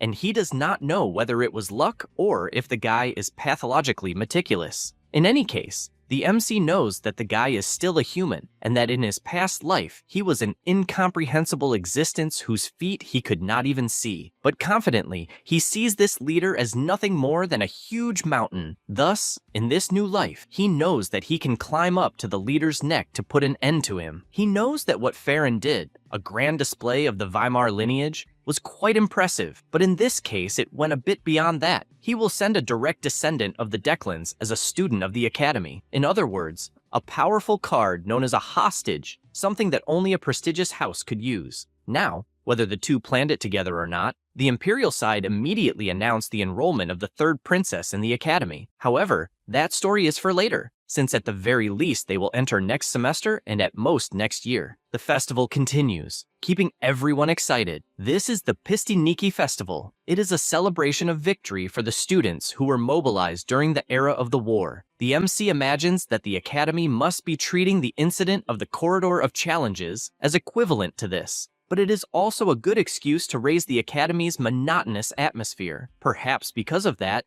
there is alcohol at a school festival, since this party is a celebration of victory, so the academy allowed it, with only off-duty mercenaries hired for security, who are probably not drinking so openly. One of the men is pleased, since no one is managing to beat him in the drinking competition. Suddenly, someone puts their money on the table. It was Damien, shouting that he also wants to try. Suddenly, the school announces that everyone in the academy must go to the award ceremony, which is about to begin. Because of that, Aster grabs Damien and drags him away. After all, it is time for him to receive his reward. The rector says that he has a few words to say, since they will proceed to the prizes, and that the winners are to go up on stage when their names are called. He begins by calling Dahlia, then Damien, Eveline, Chenby, and lastly, Aster. The MC looks at Evelyn, since he knows that she is the daughter of the Goldrin Exchange Company. He thinks there is something strange about her, since he does not remember her standing out anywhere in his past life. And, even so, as the witnesses confirmed her deeds, she is being recognized as a contributor. They go to receive the prize, and the MC already knows that it would obviously be a higher rank elixir. The rector offers his profound gratitude for Aster's contribution,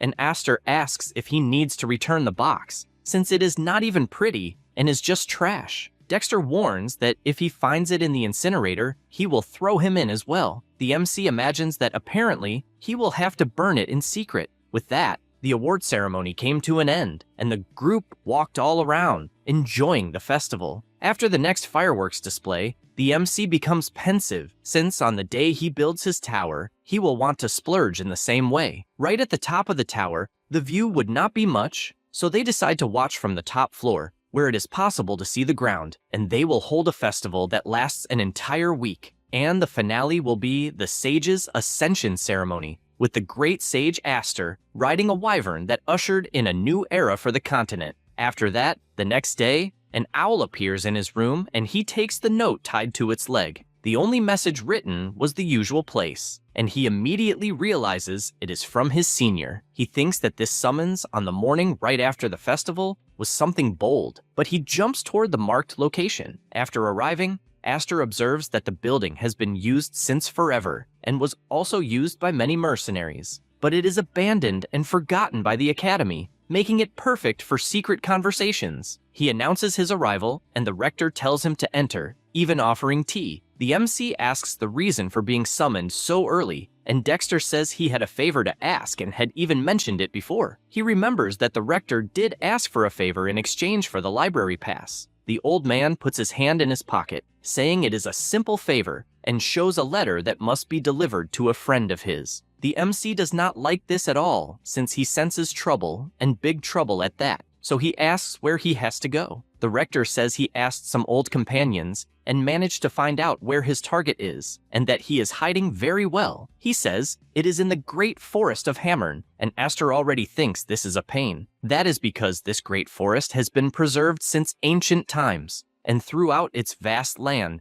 there are not only all kinds of monsters, but also invaluable magical materials, and he wants him to find one person in that place. The old man explains that it will not be difficult since there are people who live in that area, and if he checks some camps, he will find the person soon. The MC prepares to apologize, since he is not liking this, but the rector interrupts, saying he almost forgot to talk about the reward, and shows that he prepared something quite modest for his hardworking junior. Aster soon notices that there are 2 Ansali's top-rank elixirs, 5 high-rank elixirs, and 10 intermediate rank elixirs, among other things. The rector asks again what he was going to say after "I'm sorry," and the MC continues his sentence, excited, apologizing, but saying that this time he will take longer to graduate from the academy, since he definitely accepts this mission. After returning to the academy, he reads the letter with the rewards once more and becomes extremely happy, since just looking at it makes him feel good. After all, if he counts the reward he received at the festival ceremony, that gives him 3 of the highest rank elixirs.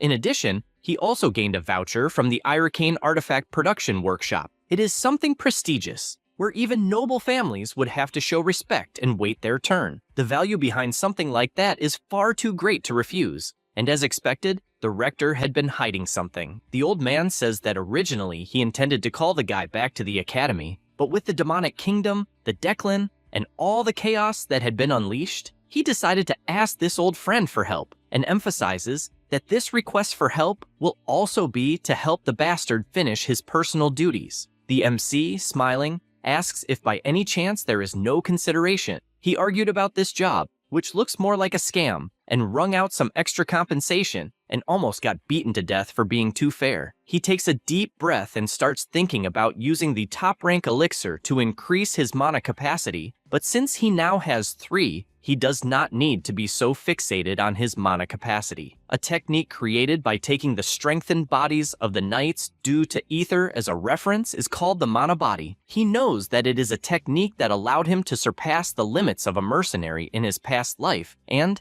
therefore, it is time to improve his fragile body. Now, he will be a mage with a body equal to that of a knight, and in his case, he also has collision formulas, interference formulas, and countless techniques that he still cannot use. With all of this, he concludes that he can reach an even higher place than in his past life. He goes to a quiet place and begins to meditate. After finishing, he takes a pill and swallows it. Immediately, his body overflows with incredible energy. He knows that the breathing technique is always the same, but this time, he will put every drop of the highest rank elixir directly into his body. He needs to let the mana enter every joint, every muscle fiber, and every nerve. This is his greatest objective. However, he feels a colossal pain and thinks this is a drag, since his fire mark is coming into action once again. He gets pissed because he almost lost his focus. But he also gets excited because if the fire mark is active, then he only wants to know what kind of boost he will receive this time. He calmly continues as planned, since first, he must circulate the mana throughout his entire body, not through the mana circuits, and then finally injects the mana into the muscle fibers,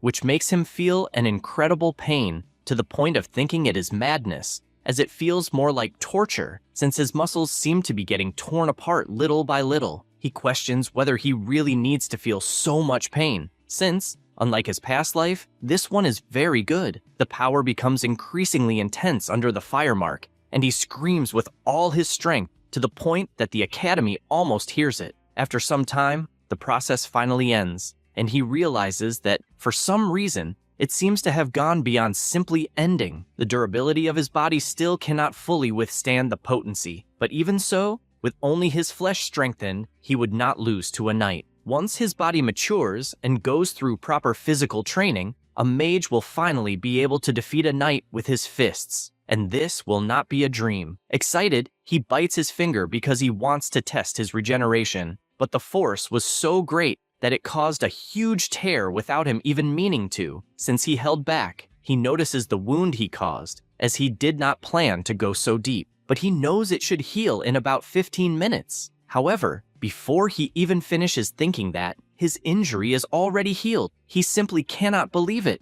since it is regeneration at the level of a troll, and this drives him crazy because even in his past life it was not that much. And because of that, he gained an unexpected bonus. Since if he includes the secret healing light grimoire he took from Wenji, he would basically be at the same level as Damien's healing, the monster of Blandor. He decides to set this aside, since he felt a very faint mana and believes it came from the blood on the ground. He knows that this mana is familiar and that its nature is similar to his own mana, and therefore believes he can control it. He decides to test light emission magic, but an extremely strong glow appears in front of him, and he cannot believe it, as it goes far beyond common sense, since he can conjure his magic at will, but the origin is not his. This excites him, since if he increases the volume of blood and uses a collision formula, this will reach a completely different level. Then he applies the healing art of the Blandor family. The proliferation formula will be very useful, since it is effective for regenerating blood and flesh. He knows it is better not to get involved with a madman if he can avoid it, and remembers that Lancey is going to the parents' council before the normal classes begin, so he will talk about this at that time. With everything resolved, he decides to call this technique blood magic. After some time, Lancey meets Damien and the MC, feeling happy to see them well, and asks if there is any problem. The young master, excited, replies that there is not, since he is healthy, and therefore she can leave. However, she informs him that his mother asked her to pass along a message and talks about the architectural proposal for the construction of the internal lake and a statue in Blandor that he had requested last time, since she does not know who helped him, but the design was quite surprising. The proposal itself was decent. The MC continues listening to this, since he knows she is talking about blood, sweat, and tears numbers 1 and 2. Damien, excited, asks her to get straight to the message, and she says that the request was denied. The young master becomes frustrated upon hearing this, but she asks him not to give up, since if he stays among the 16 best during the Academy's semi-annual evaluation, then he will be able to do something to change his mother's opinion. Aster quickly realizes what the family matriarch's move is. Lancey says again that if Aster and Chenbi help the young master, the family will certainly reward them appropriately. The MC realizes the mess he is getting into, but even so says that he understands, leaving Damien extremely excited with his crazy expression. After the maid leaves, Chenbi asks Damien how much he understands about the basic subjects of magic. He asks what the hell that is, but his friend simply asks to see his notebook. He opens his backpack and dumps a pile of books onto the table. They are startled by this, since it is going to be hell, and Chenbi asks whether he happened to turn in the assignments the teachers gave on time. He replies that he did. The boy feels relieved, but the MC worries, since he does not know if that is really true, and it gets worse when he sees what was in the young master's notebook. This makes him think that he is getting farther and farther from the formula, and the only good thing is that the boy is not doing badly in culture and history, probably thanks to the education given by the family. Basically, the problem lies in the subjects related to magic, and teaching him would not be impossible, but he is not confident. Damien asks if this is really serious. At that moment, someone approaches, and the MC asks if it is Furio. He, irritated, replies that his name is Furion, and says that he did not want to snoop, but ended up overhearing the conversation, and therefore asks if they are going to help Damien with his studies. Aster replies that they are, and asks why. He says that he might be able to help. The young master is pleased with this, but the MC finds it suspicious, and Furion quickly notices, and therefore says that he is aware that he does not trust him, and despite not wanting to show something, he will have to do so. He shows a compilation of the most recent evaluations given by the Academy, and not only that, but it also contains each of the exams that the teachers administer. From the themes of the questions to the complete evaluation of all classes, everything is on that sheet. Chenbi takes it in his hand and admits to being surprised, finally managing to see a ray of hope. Aster, on the other hand, is not liking this at all, but has no choice but to accept. He says he has a condition and asks the MC to help in the duel that will take place after the semi-annual evaluation, since with his knowledge in battle, it will be more than enough. Aster finds this interesting and gets excited, since being able to hit him, and asks to do it at that very moment, as they can go to the training room. Furion asks them to wait, since the help is not for him, but for someone else. Aster finds this strange, but the boy asks him to follow him to another place. Then, outside the academy, in the city of Haze, Aster asks how far it is, and he says they are almost there. The MC finds it strange, since they pass through several alleys, and he cannot take it anymore, as he is itching to slap him for being arrogant. They finally arrive, and he realizes that it is a private training center, and that, basically, the person must have a lot of money. After walking a little further, Dahlia gives her welcome. Aster realizes who it is. Furion whispers to her whether it really has to be Aster, since he truly found it impressive that he defeated one of the Dolimpa. But even so, he does not think it is good. She replies that no, since she said she does not intend to use her family's influence. Because of that, she stands up and politely asks the MC to accompany her, but he says he has a proposal, since he could use Furion for that, as it would be enough to use him to train until the evaluation ends,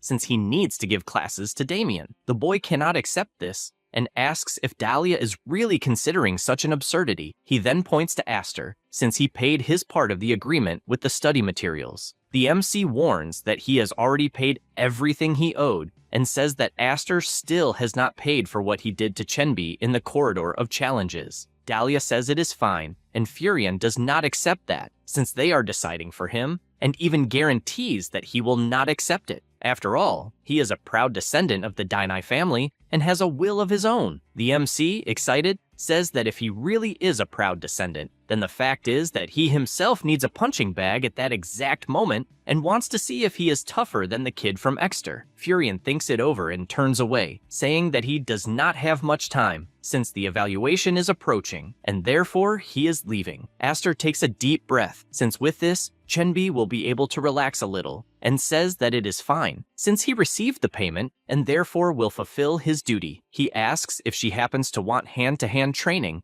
and she replies yes. Meanwhile, elsewhere, Evelyn is calmly eating with a boy, and she comments that due to the recent incident in the corridor of challenges, customer complaints have increased a lot lately, and apparently, not a single person has managed to obtain a bracelet from the corridor of challenges. He prepares to speak, but she interrupts, saying that according to what she heard, at the very least the preparations for the semester evaluations will be ready next week. He is startled, since he is afraid that she will ask him to steal the evaluations. Evelyn says that this would be a big problem, and that she only mentioned the subject, hoping it would help in that regard, and therefore asks if he understood correctly. He feels pressured by this, until she hands him a paper, asking him to go to a certain place, since there is someone very good at this kind of work there, and then tells him to eat the food before it gets cold. Back to the MC, he continued training with Dahlia. This makes him imagine that in his past life, he would have broken her neck while telling her to stop talking nonsense, and that was how his relationship with her was. since he remembers perfectly the girl saying that that would be his grave. Also, if it were not for the reinforcements at the time, he would have killed her dozens of times. And after she became the mage leader of the Dainai family, they never met again. Now, forgetting the intrigues of the past and doing the calculations properly, he knows that making her strong is actually a good thing, since the girl went against the Declans even without knowing the reason. This makes him question whether he should perhaps bring the future forward, since, being honest, if it is not at that moment, he will not have another opportunity to beat her up. With knowledge, he calls Dahlia and asks what she thinks is the most important thing in hand-to-hand combat. She replies that she does not know, since she just wants to learn the move he used against Exter. The MC asks if this is serious, since she is asking for a technique that belongs to him, when in fact, she should find something that suits her. Because of that, he asks her to imagine, on one side, an 8th rank officer against a 9th rank one, and in that case, who she thinks would win. The girl replies that it would be the 8th, since the rank is higher, but Aster immediately says that she is wrong, since basically it is whoever crushes the other's head first, regardless of rank. She becomes confused by this,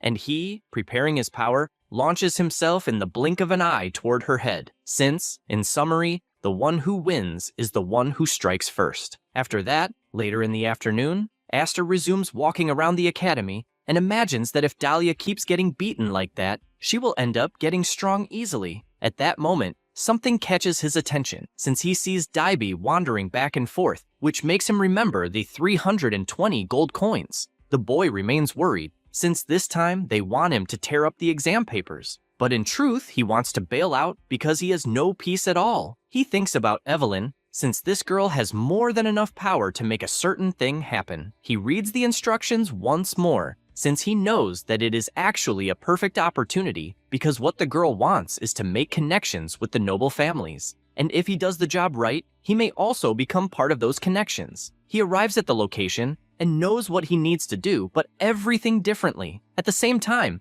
the MC continues following him. Dibe, already inside, is not sure if the place is correct, since it looks more like an ordinary tea house. The attendant asks what the order is, and he politely asks for the dragon horn tea to be very hot and cold. The four-eyed man says he understands and asks him to wait a bit. Only then does the boy realize that Evelyn was telling the truth, since he would have embarrassed himself if he had said that code in a normal shop. The attendant offers the cup of tea and comments that the boy seems frightened by the atmosphere, since many people, when they hear the term black market, imagine secret locations. But as he can see, no one would imagine that ordinary house as the place of the black market. After saying that, he asks how he found the place. Daiba replies that he only wants to get the exam papers for the basic first-year classes. The man says he understands and mentions that there is someone willing to sell them, so he asks which department he is looking for. Daiba explains that it is the magic department, and the four-eyed man says that, coincidentally, he has scheduled a meeting with the seller next week, so he wants to know if he would like to go along. Daiba starts to worry, since it is clear that the guy is trying to drag him into this, so he asks if it is not common mercantile practice to verify the seller and inspect the quality of the products, and then says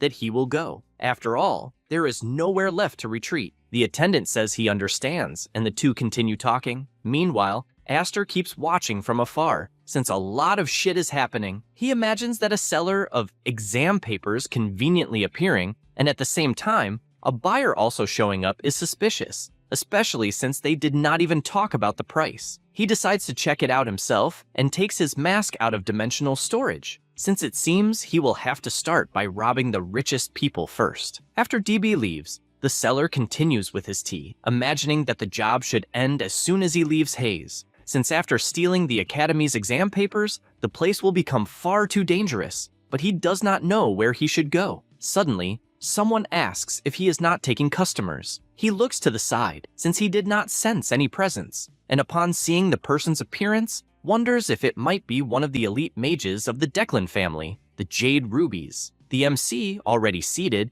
tells him to stop the horrible acting and skip the nonsense about dragonhorn tea. The seller says that is fine, and asks what he is looking for. He replies that he is after a subspace bag. The four-eyed man is startled, since it is probably referring to the subspace bag of Callahan, who was killed at the Academy, but he does not understand why the hell he would be looking for it in that place. Therefore, he says they have never seen that item. Aster then asks what he was talking about with the boy from earlier, since it seems suspicious. The seller grows worried since he does not know what he should answer, but the MC, losing patience, places his hand on the counter and, overflowing with murderous intent, warns that the man's head is very noisy when he is thinking. He feels that absurd pressure and quickly deduces that he is not a simple mage of the Declan family, and therefore says he will be honest, since the student has nothing to do with the Declans. The MC says that he will listen, and therefore, it must be decided whether to hide it or not. Then he tells the two of them to go to the warehouse, but Four Eyes does not know why. He says that he must check the warehouse in person, since if they are hiding something, he will see it for himself. The man remains frightened, since he has no idea what the hell he is supposed to do against someone so intimidating. As he goes down the stairs,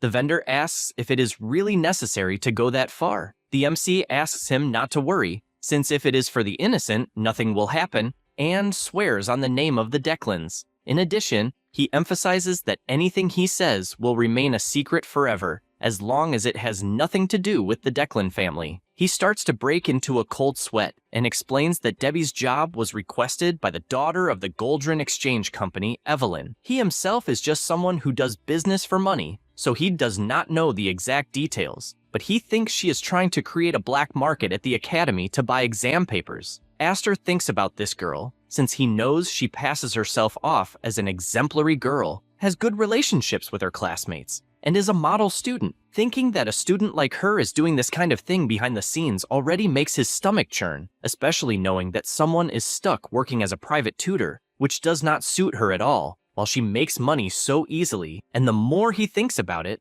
the angrier he gets. Sometime later, the vendor says they have arrived, and after opening the door, the MC realizes there is quite a lot of stuff and says that, despite appearing to have no problems, the family must check carefully, and for that reason, asks to prepare 2 subspace bags, since he will take any suspicious item. The man becomes extremely furious, as he is being robbed right in front of his face. Meanwhile, elsewhere, Damien continues studying, since if you are managing to execute it, that means your answer is correct. Chenbi explains that it is not quite like that, since it makes no sense to maintain the spell when the stabilization formula was removed. The two continue arguing while Furion thinks that place is hell. He knows that Damien is definitely a genius, but he is the type of genius who lacks full common sense. Basically, common sense is being completely denied, and according to the calculations, it is clearly impossible. Yet the boy makes it look easy. Then he thinks that Aster is even teaching Dahlia properly, and wonders if, by any chance, he is corrupting the girl. Suddenly,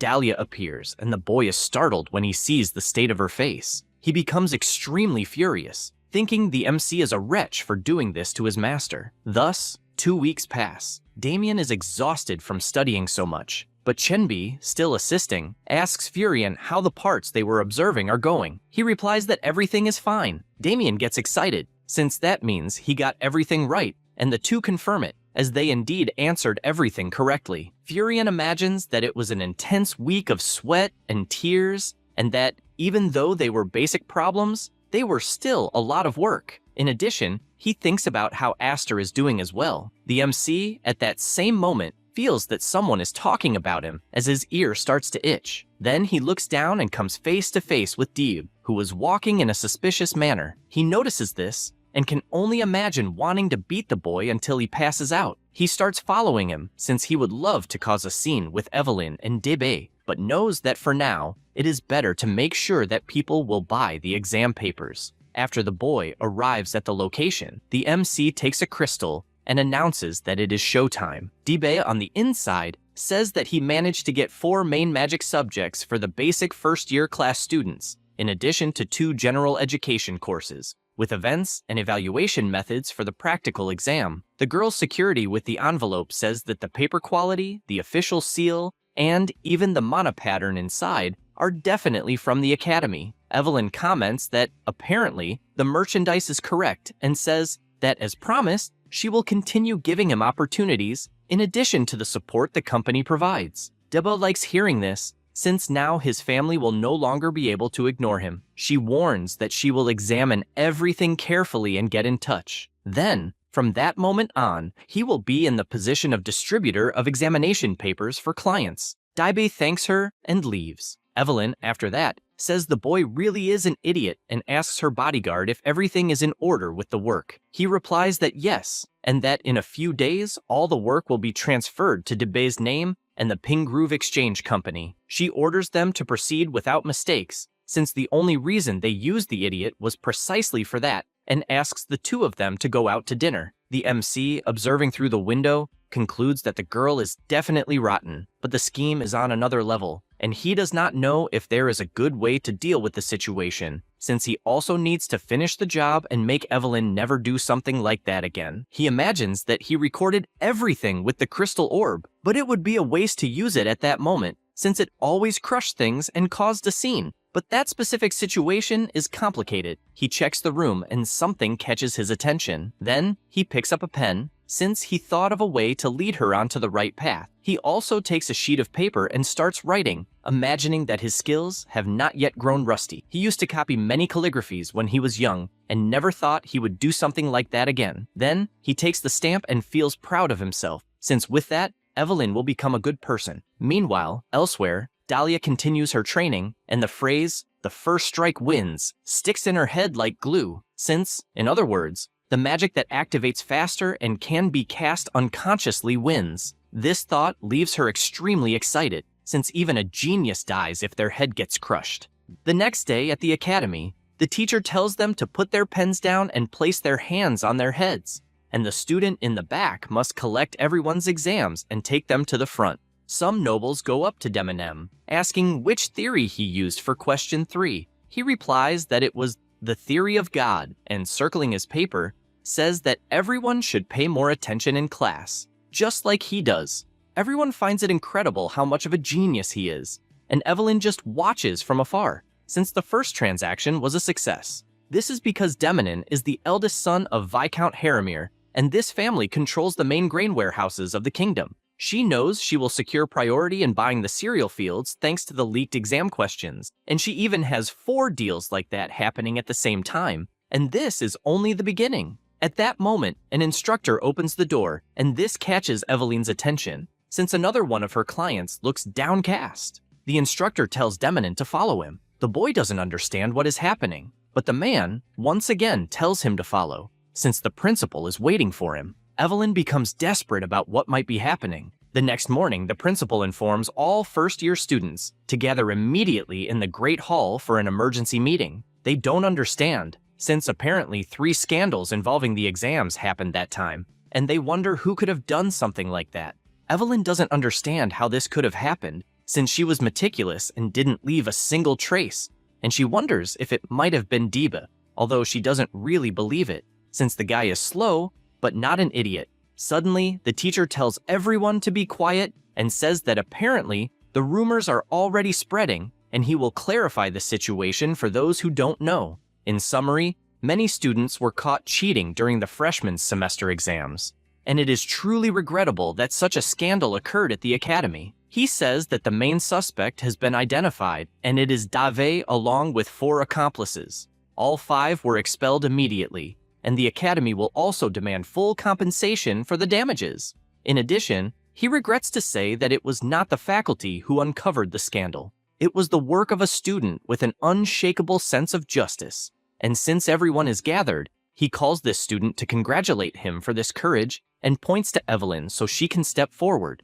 She is confused about what is going on and says that she was not responsible for reporting those people. People ask her not to be modest and say she should even have reasons to be proud. She doesn't understand what the hell is happening and is not stupid enough to get caught in this cheating scheme. The teacher announces that the award ceremony will begin, and the MC, observing from the back, finds this spectacle wonderful. He tells her not to stray from the righteous path and to remain alive with a noble heart. After all, she is the heroine of the failures, a benevolent judge who corrects the corrupt. A week has passed since this reform. Someone shouts that the rankings have been announced, and immediately everyone runs to see, since they are intrigued. Chenbi asks what the results were, but the 2 cry when they see that Damien placed 18th. The MC tells them to pay more attention, since Deminem is well above them in 7th place.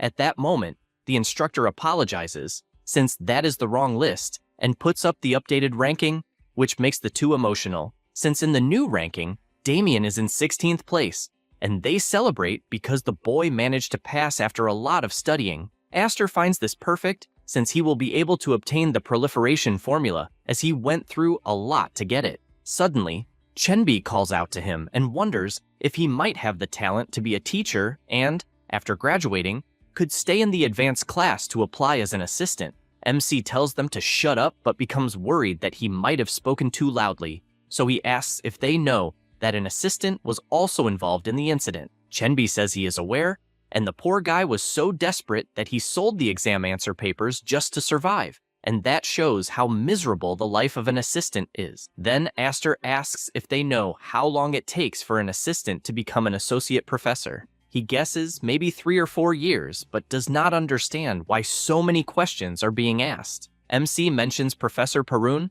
since he wants to know if he will really become a professor like him. Chenbi says that, in some way, it seems rewarding. Damien keeps celebrating since all his effort was not in vain. MC turns to his friend and says that if he really wants to teach, there is a way, since he just needs to become an archmage, someone so powerful that no one would dare to challenge him. That way, he can train others mercilessly, as strictly as he was with the idiot Damien. Chenbi becomes thoughtful about this since becoming an archmage would be the ultimate goal. Aster likes seeing him thoughtful since it is good to dream big, and after what he did for Damien, becoming an assistant would be a waste since he is far too talented for that, and he truly wishes his friend becomes an archmage.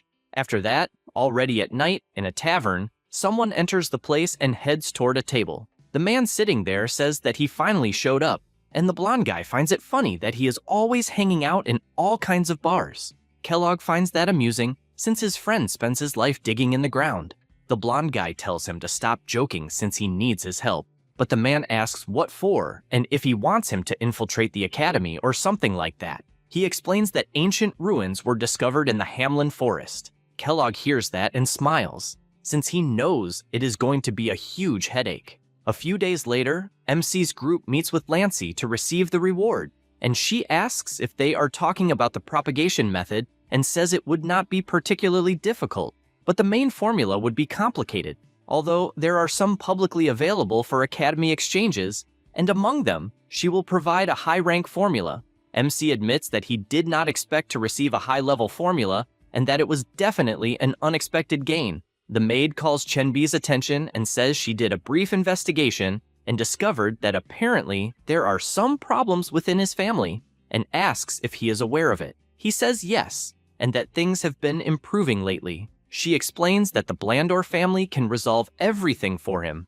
and not only that, since if he wants, they can provide a better environment for his family. The boy thinks about it and thanks her, although he refuses the offer since he is doing fine in his own way. She asks him not to take it as something rude or as if he were a burden, and he says that is not it, since he wants to keep being Damien's friend forever. Lancey feels happy hearing that, and MC, observing that conversation, concludes that he himself is definitely the only trash in that place. Then Chenbi asks if he can request something else, and she tells him to go ahead. He says that if he ever gets the chance, he wants to study magic at the Blandor family's house because he intends to broaden his horizons.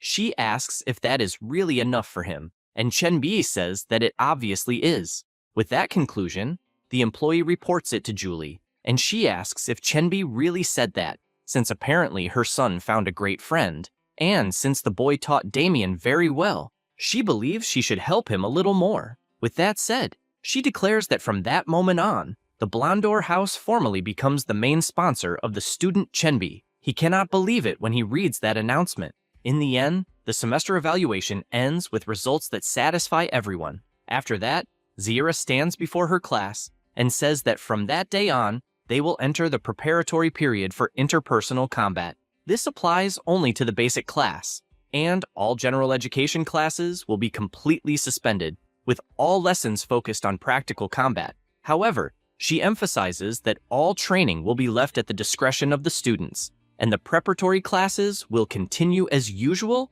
although they are not mandatory. Arzen asks if they will really be able to choose whether or not to attend classes, and she confirms, also reinforcing that they will be able to choose to train at home. In addition, she asks them not to worry so much, since the teachers will fully take care of the preparatory classes, and at least a large number of active Grade 5 combat mages will be present. The MC becomes intrigued by this, since they are changing the schedule to combat preparation, and, from the looks of it, the teachers are hiding something. At nightfall, the owl goes to the MC and delivers a note, setting up a meeting at 8 at night. He starts wondering if something might have happened. He arrives at the location at the agreed time and is surprised, since the warehouse has changed a lot in the short time he has not been there, and even a barrier strong enough to hide the place has been put up.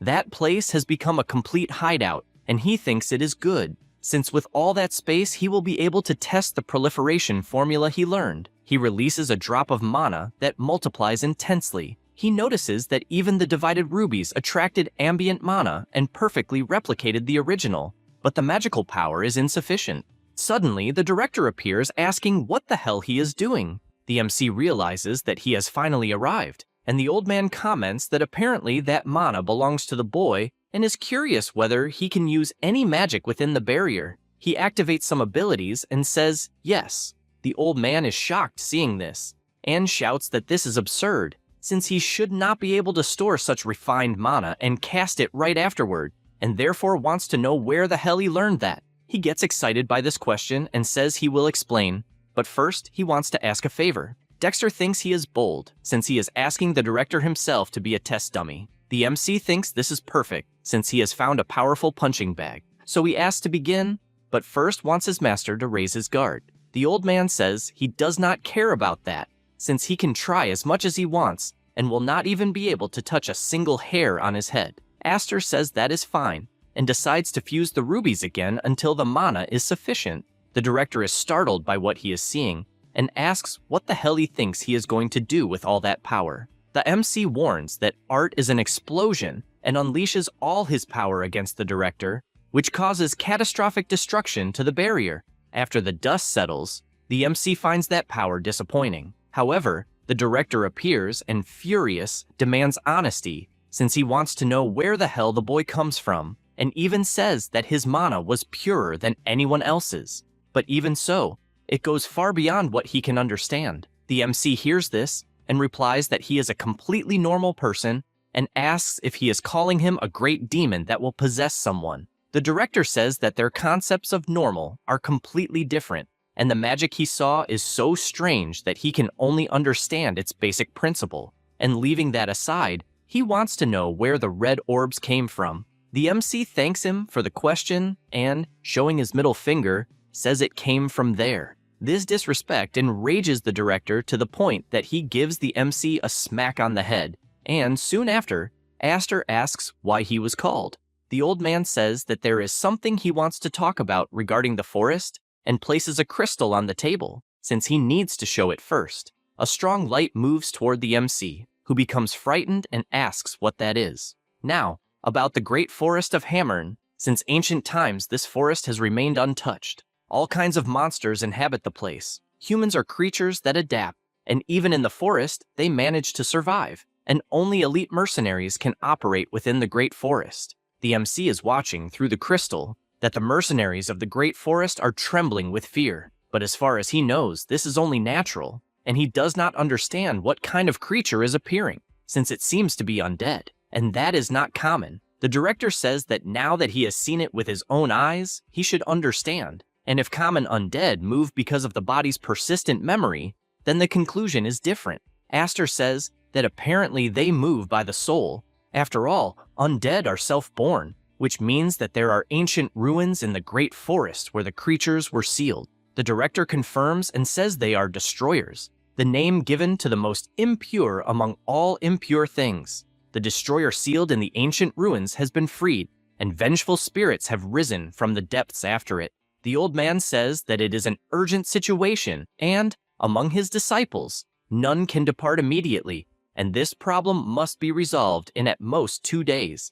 And he tells the MC that even if he refuses, he will not remove the reward, and that he should consider it a gift for the new generation. However, Aster interrupts and asks if, in case he agrees, there will be an additional reward. The old man confirms, since everything depends on the boy's will, and this is not a situation where material temptation should be used, since lives are at stake, until he is startled when the MC says he agrees without even thinking. He knows that his senior is worried about his friend, and apparently will not back down even if it costs his life, and it may not be a moral idea, but he is not so rotten as to negotiate with another person's life. The director is moved by these words, and Aster imagines that even if he had been forbidden to go, he would go anyway. He looks down, since his fire mark in his heart is becoming more intense, because he knows that what he needs to learn is in the forest, so there is definitely no way not to go after it. They leave the hideout, and the old man hands over a teleportation ticket and tells him to show it,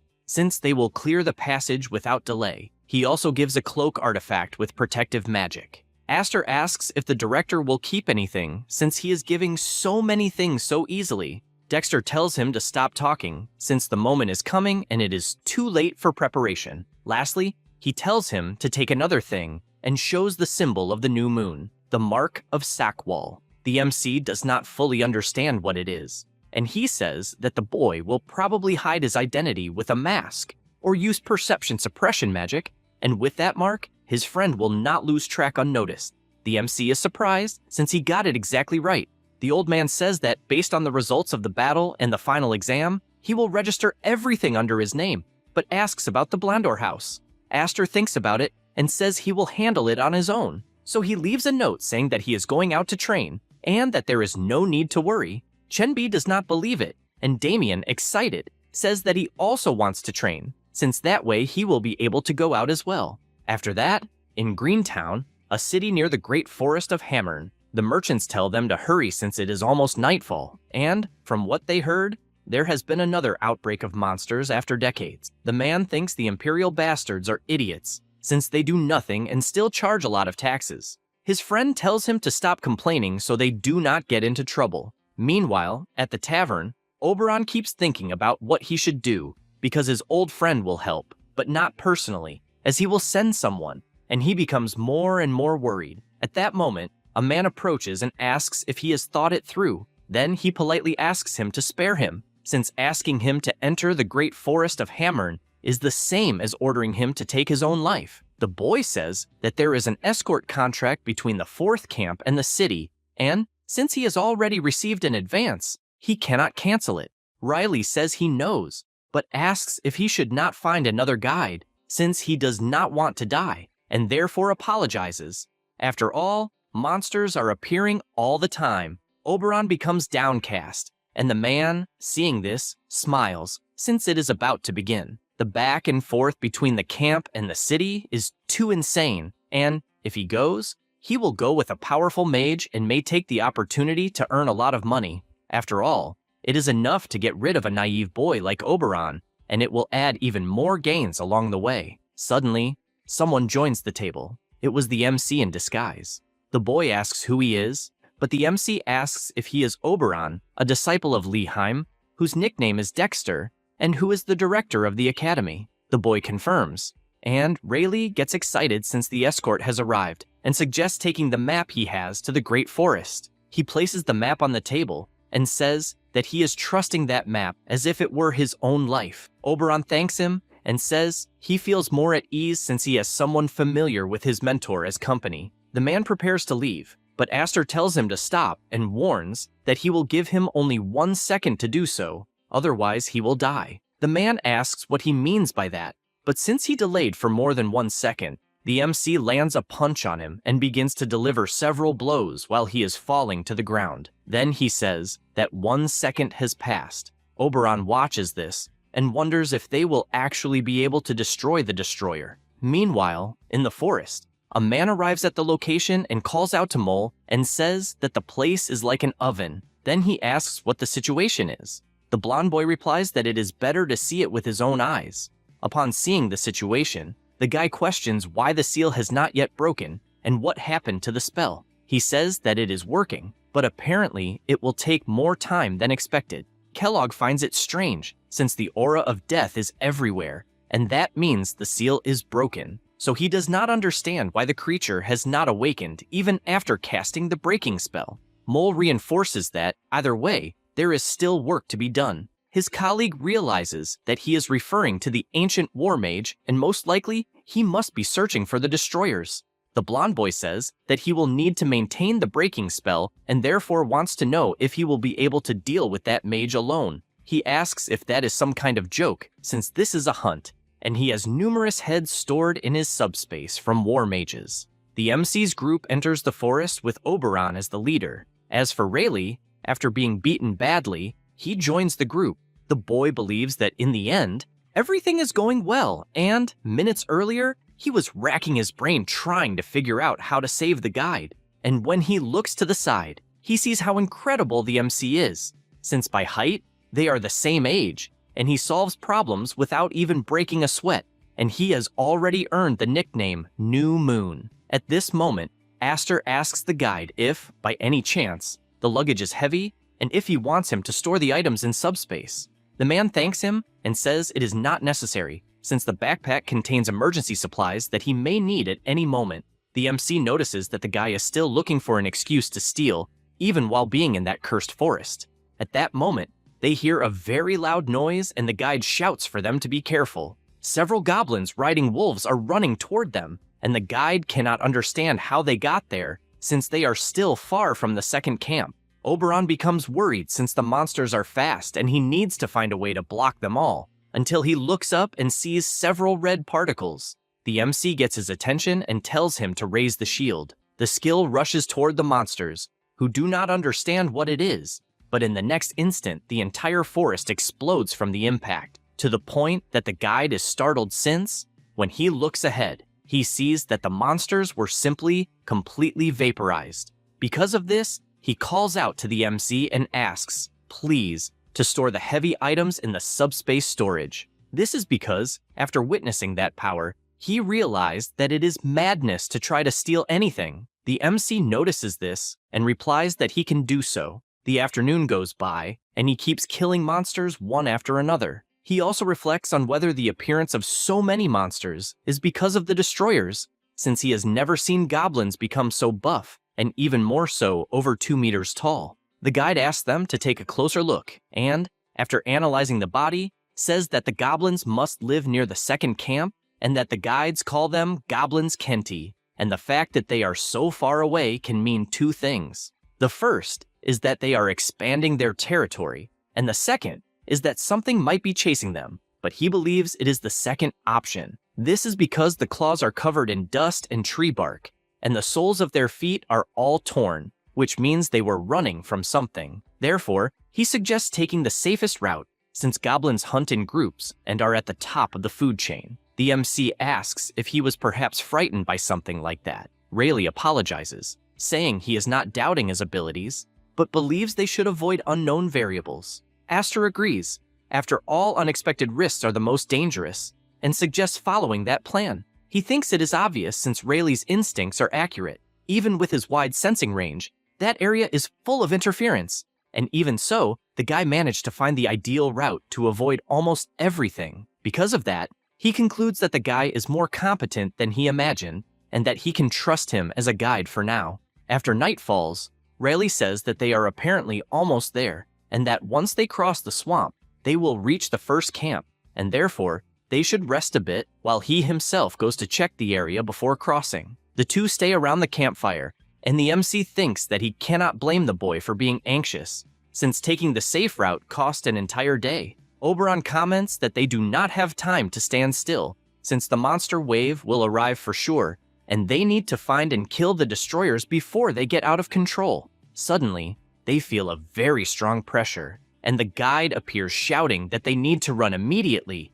since the ruler of the swamp is heading toward them. There is a hell located within the great forest of Hamlin, a place known as the Depths, and one of the ancestral species that crawl from there is the ruler of the swamp. The guide explains all of this and says that no one truly knows why this ancestral species left the depths to settle into the swamp of the great forest, and he still cannot believe it appeared so easily, since it had not left the swamp for hundreds of years. The MC asks if they cannot simply go around it and cross the swamp carefully, since even if it claims the entire swamp as its territory, The forest seems enormous. Rayleigh replies that this is impossible since the creature is persistent, and the moment they step into the water, it will track them by scent to the ends of the earth. Oberon asks how long it would take if they changed the route. The guide says they cannot simply go around the edge and will have to make a huge detour. There is a reason why guides go through the trouble of finding a direct path through the swamps,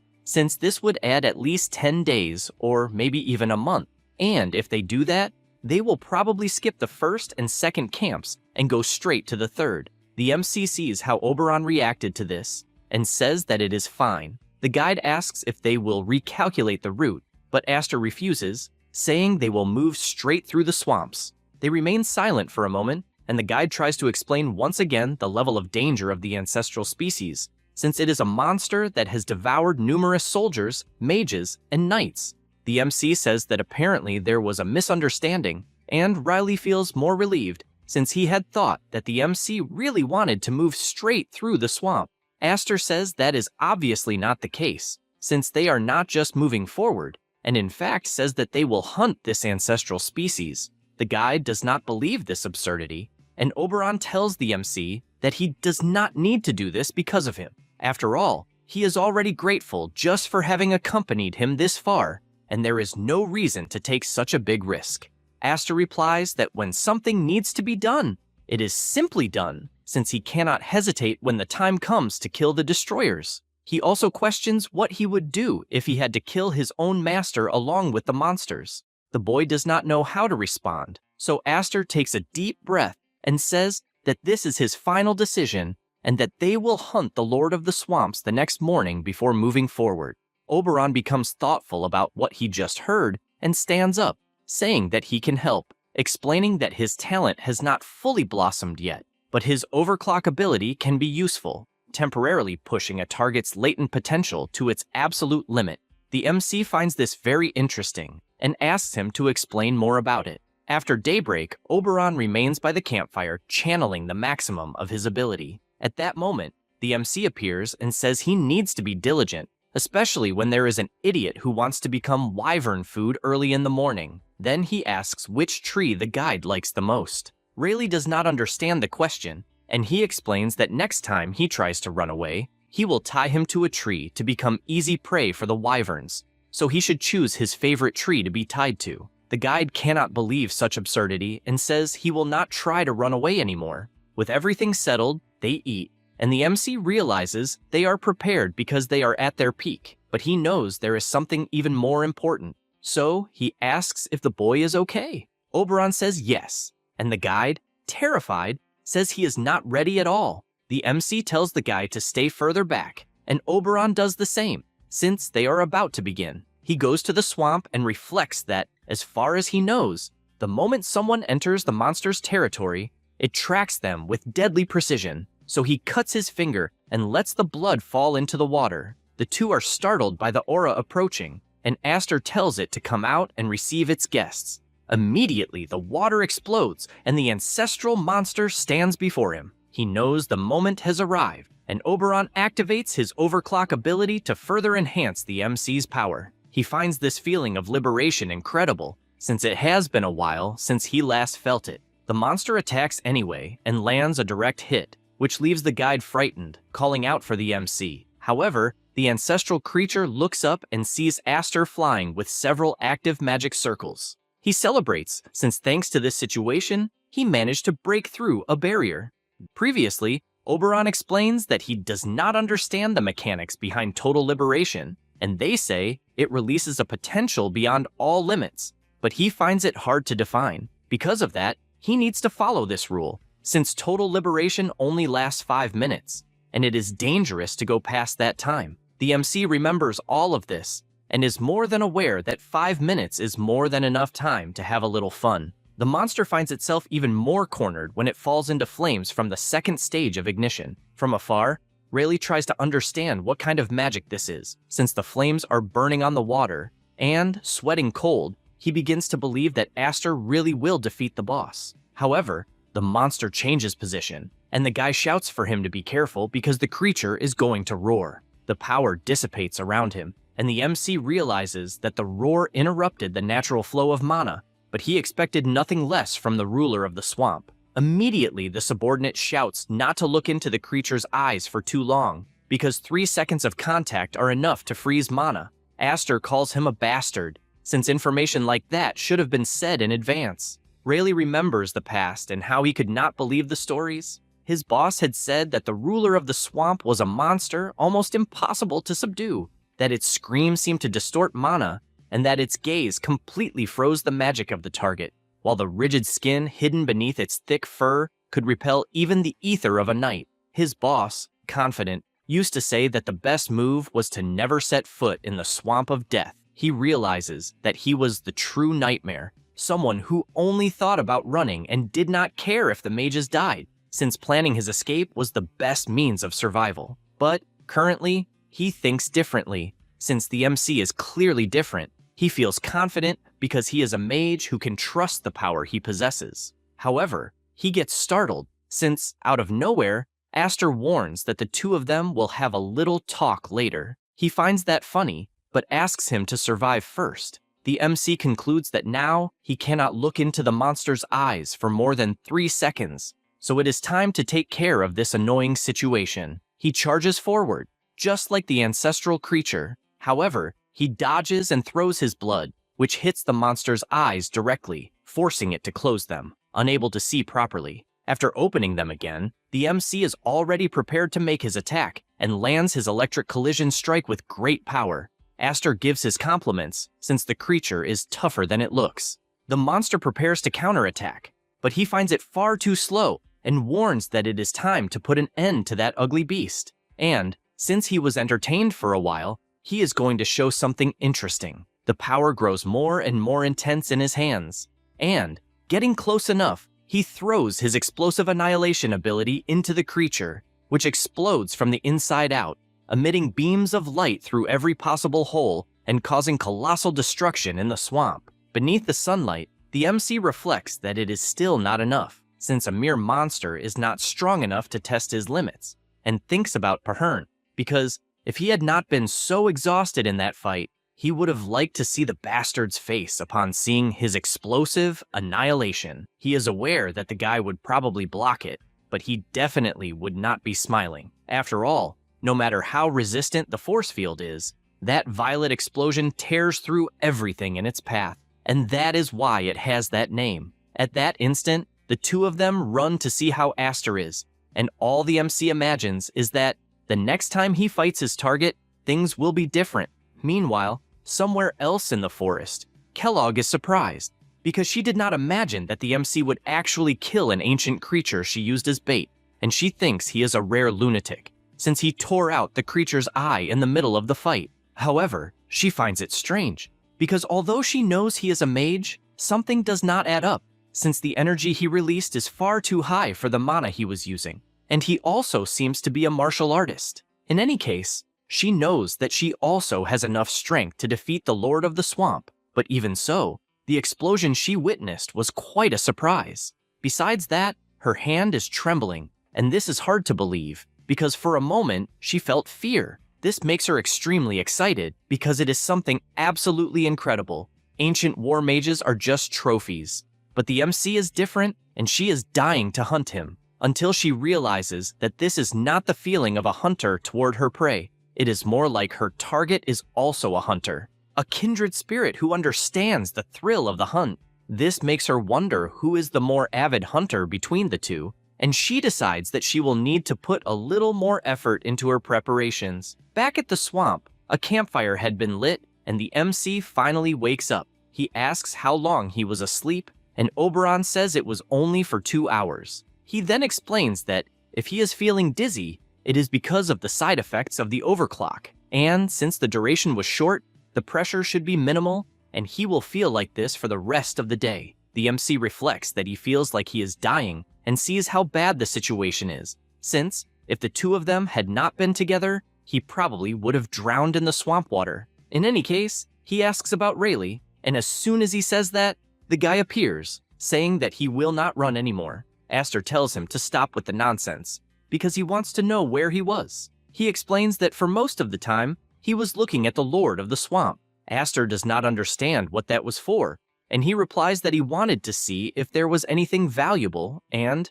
without beating around the bush, asks what he plans to do with the creature's corpse. The MC realizes what this is about, and not caring about it, tells him to take it as payment, and even offers the subspace bag to carry it. Rayleigh's eyes sparkle, and he thanks him for the gift. The MC knows that the bag he has plenty of space, so he only gives him one of the bags he got from the black market vendor. Oberon asks if he is sure about that, since the remains of that creature are worth a fortune. Aster does not care much, since the guide also needs to get his share. He is surprised, because he was taught that greed hinders training and twists the soul, and, from what he has noticed, the MC is quite noble, does not care about material wealth, and is far too considerate toward others. Aster thinks that is a load of crap, and is aware that this creature is famous for having fur that is excellent at blocking ether, which could even be used to make armor. But, sometimes, materials lose their properties after the monster dies,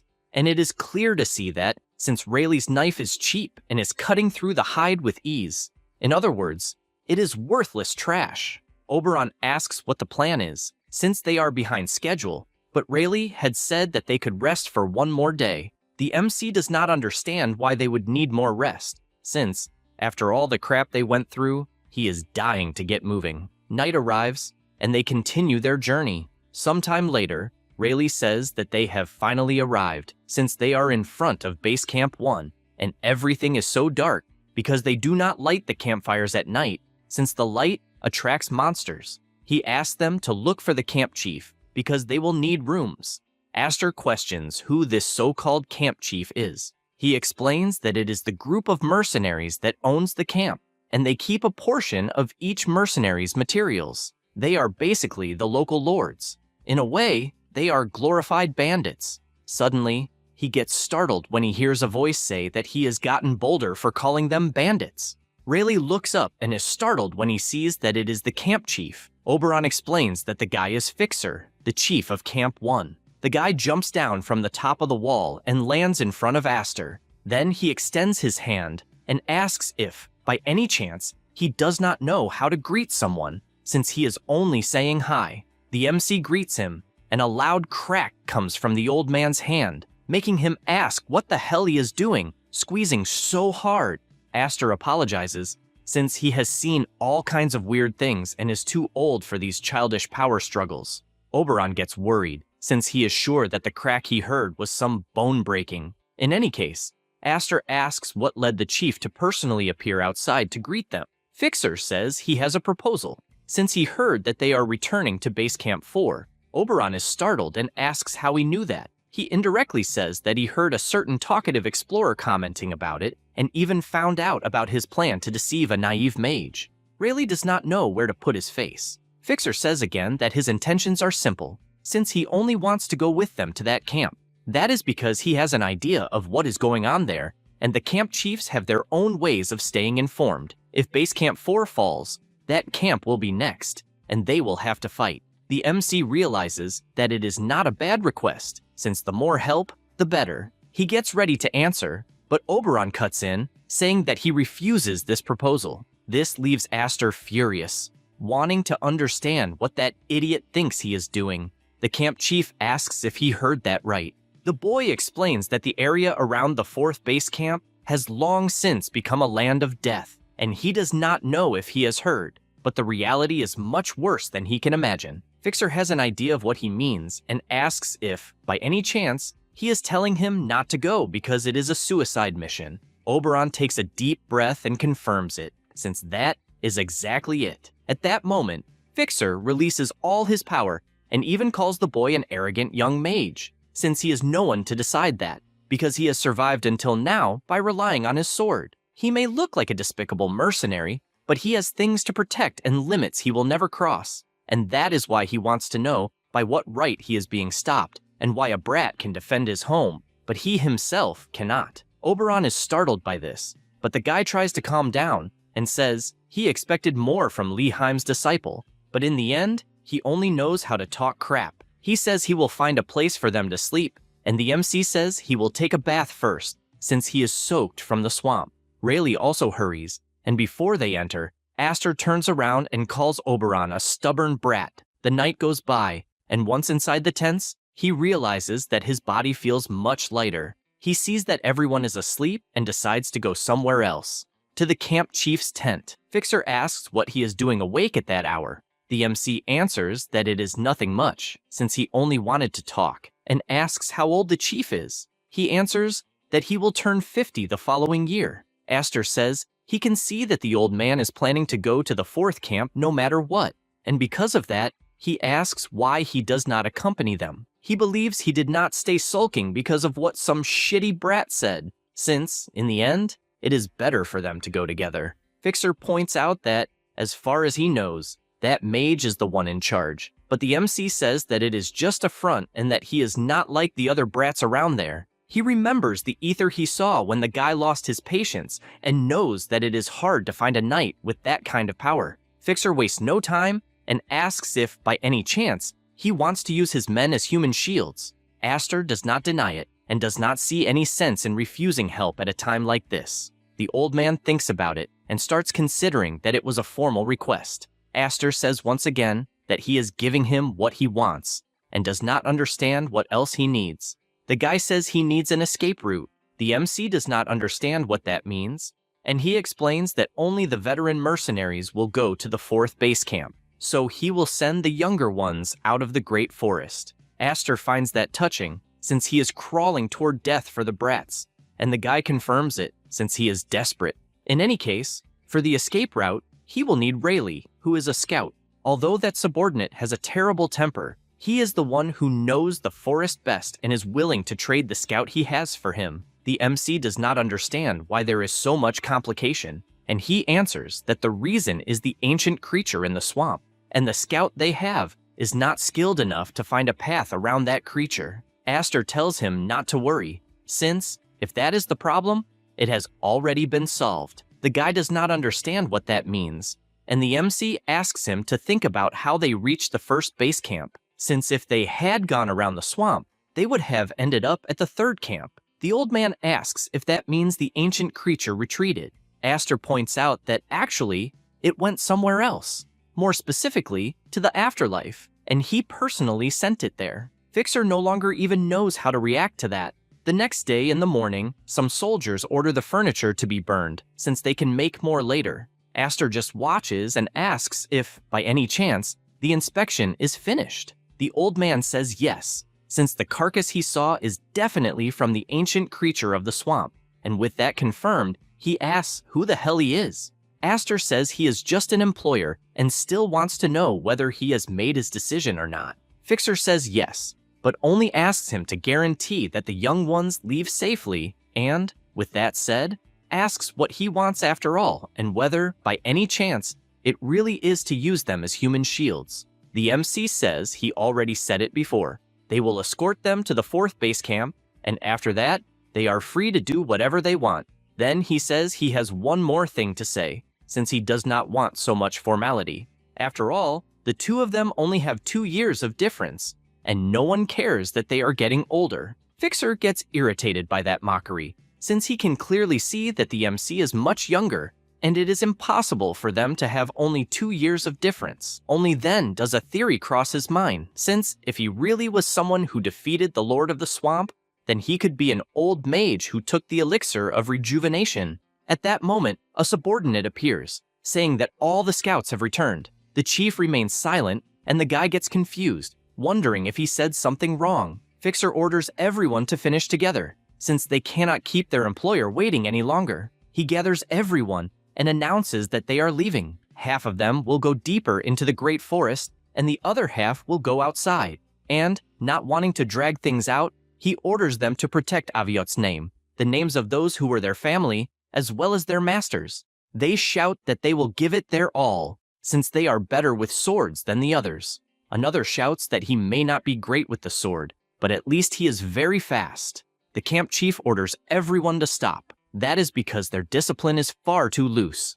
And since he does not want to see them arguing, he orders everyone to get lost. They must leave and wait for orders, because all of them will get beaten until they cannot take it anymore. The guy is saying that, but he is also crying, and at every moment, tells them to get the hell out already. Aster watches from afar and realizes how much the chief cares about his subordinates. This makes him remember someone, and he thinks that sucks. At this moment, Rayleigh appears, asking if the mercenaries are really going to accompany them. The MC answers yes, and the guy admits that he thinks that is good, but feels embarrassed since he went over Oberon's order. Despite that, he is aware that Aviot's mercenaries are a little special, even if Oberon does not know that. They are monster hunters who have guarded the camp for almost 200 years. The MC finds it interesting, since, if they are hunters, then they know how to win. Rayleigh is aware that there should not be any monsters that would be an obstacle for the MC, but even so, the mercenaries will be a great help. Aster hopes so and tells them to pack their bags. The guide, all excited, says that he already has everything ready, but the MC says that a dead man does not need luggage. He panics and asks him not to jinx it, since he put everything in the subspace. Aster knows that all of this is to make it easier for him to escape, but Rayleigh guarantees that he will not do that anymore, and, in exchange, if they survive, only asks that he let him work for him, and, although he does not know much, he is someone who learns quickly. The MC finds it interesting, since he is betting his own life, although it is not as if the guy would find a stronger and more reliable lifeline than Aster himself. The guy could be killed by the Declan House, or end up getting involved with the Forbidden Magic Society, but it all comes down to high risk and reward. Thinking about that, he answers that it is all right. The guy thanks him and says that he will do his best, but not to the point of selling his own soul. The old man appears and says that they have already finished all the preparations, since there is no need for long farewells, but asks them to persuade someone before they leave. Aster gets excited, since he wants to see who will need to take a beating to agree to go. Fixer says that this guy is at the second base camp and asks them to go there to convince Chief Halig, and if that does not work, he would at least like to borrow the vice captain, because despite being a rude bastard, he is a brilliant strategist. Meanwhile, at the second camp, a man is on guard until he notices that the captain has arrived and greets Halig. The leader asks what the situation is. He answers that they are completely ready to go to the fourth camp and only need to empty the facilities. Halig tells him to leave it alone, because even if the goblins move into the camp, they can simply take it back. The guy thinks about this and imagines that this only applies if they come back alive. The chief asks if it does not seem a little useless. He thought he had everything when he rose to the position of leader, although the guy would not know, since he has never been at the top, and he even thinks that he needs to die soon so the vice captain can quickly take over the position. The guy asks him not to make morbid jokes with a serious face and does not know why he is suddenly acting so differently. Halig points out that he is just wanting to lament a little, since it is time to die. The vice captain is startled and asks if that means he is planning to join those bastards from Aviot. He is not sure, since, although they are together, they are going to the same place. The guy calls him crazy because the forest is full of powerful monsters, and he does not understand why mere mercenaries would try to get involved in something like that, and it does not even seem like his chief's type. The old man asks what type that would be. He answers that he is someone who looks for a big payment. Halig says that there will not only be mere mercenaries, since there will also be veteran war mages, and practically any mage worth their salt will be there with them. The vice leader keeps shouting since this is absurd, and asks him to look at the state of things, because the guys are ready to desert at any moment, so he tells him to reconsider going to the fourth camp. Halig laughs, since his friend is clearly afraid of dying, and because of that, tells him to become the chief. He asks him to sit in the chief's chair at least once, and says that he does not need to inherit the name of the mercenary group. He can simply command things however he sees fit. The vice still cannot process this, and slaps his own face to see if it is real. The old man announces that, from this moment on, his friend will be the chief, and asks him to do whatever he wants with the camp's name. But before he can finish speaking, he looks down, since some lunatic has arrived stabbing him in the back. It was Kellogg, shouting that farewells are touching, though he is going to send all of them to the same place. The vice leader screams for his chief and charges toward them, but Halig kicks him, making him move away from the enemy. He does not understand why, and the old man, badly wounded, smiles and tells him to live. After all, his friend is the new chief. Meanwhile, on the journey, The MC senses something in the middle of his walk and says that the place definitely has a lot of trash. The next day, they come face to face with an ogre, and the mercenaries order everyone to regroup and the chain squad to advance. The MC just watches, since he did not know that trolls and ogres were the standard in that forest.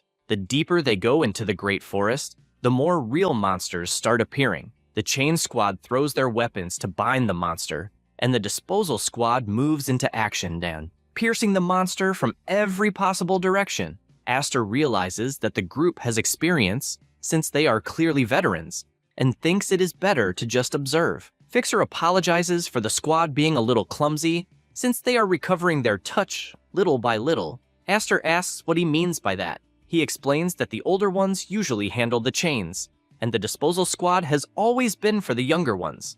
Either way, he does not intend to delay the schedule. The MC observes that he was told the chains are made of ore found in the forest, and, even so, their strength and coordination are impressive. At this moment, Oberon appears, apologizing for what happened last night, since he underestimated the mercenaries. The camp chief also apologizes and tells him not to dwell on it, since no one can be perfect all the time, and it is important to learn from one's own mistakes. The boy agrees, and Fixer asks him to go help the group, since they themselves are getting old and their bodies are no longer as they should be. He says he understands, and right after that, someone shouts that they need to see something. The old man approaches and says that it is Plen. Aster asks if he knows the guy, and he answers that he is the vice captain of the second base camp, and that apparently something serious happened. They wonder what it could be, and would not be surprised if the rats were already following them and could have completely messed up the fate of the second camp. The MC warns that they need to leave immediately, and that, from that point on, he will be taking command. Right after that, a troll appears, but Aster annihilates it before it can even get close. Then Rayleigh shouts that a dragon is approaching, but the MC continues killing everything that gets close. Rayleigh suggests they go around, since there are poisonous herbs ahead, but Aster solves that by setting everything on fire. The guide tries to understand why the MC is so agitated. The captain considers that maybe he is finding it too easy, but tells him to be careful anyway. A few days later, after a long journey, Rayleigh says that they are almost at the second base camp. The MC feels that something is wrong and runs ahead. The camp chief orders all the worms to pick up the pace, since they need to run, and the group immediately obeys. As they get closer, they become more worried and near the gate, question what that strong smell is. They enter the camp and come face to face with the MC, looking at several bodies tied to the trees. Oberon questions what the hell happened, and the MC goes over to them, and upon getting close to the unconscious vice captain, slaps him in the face to wake him up.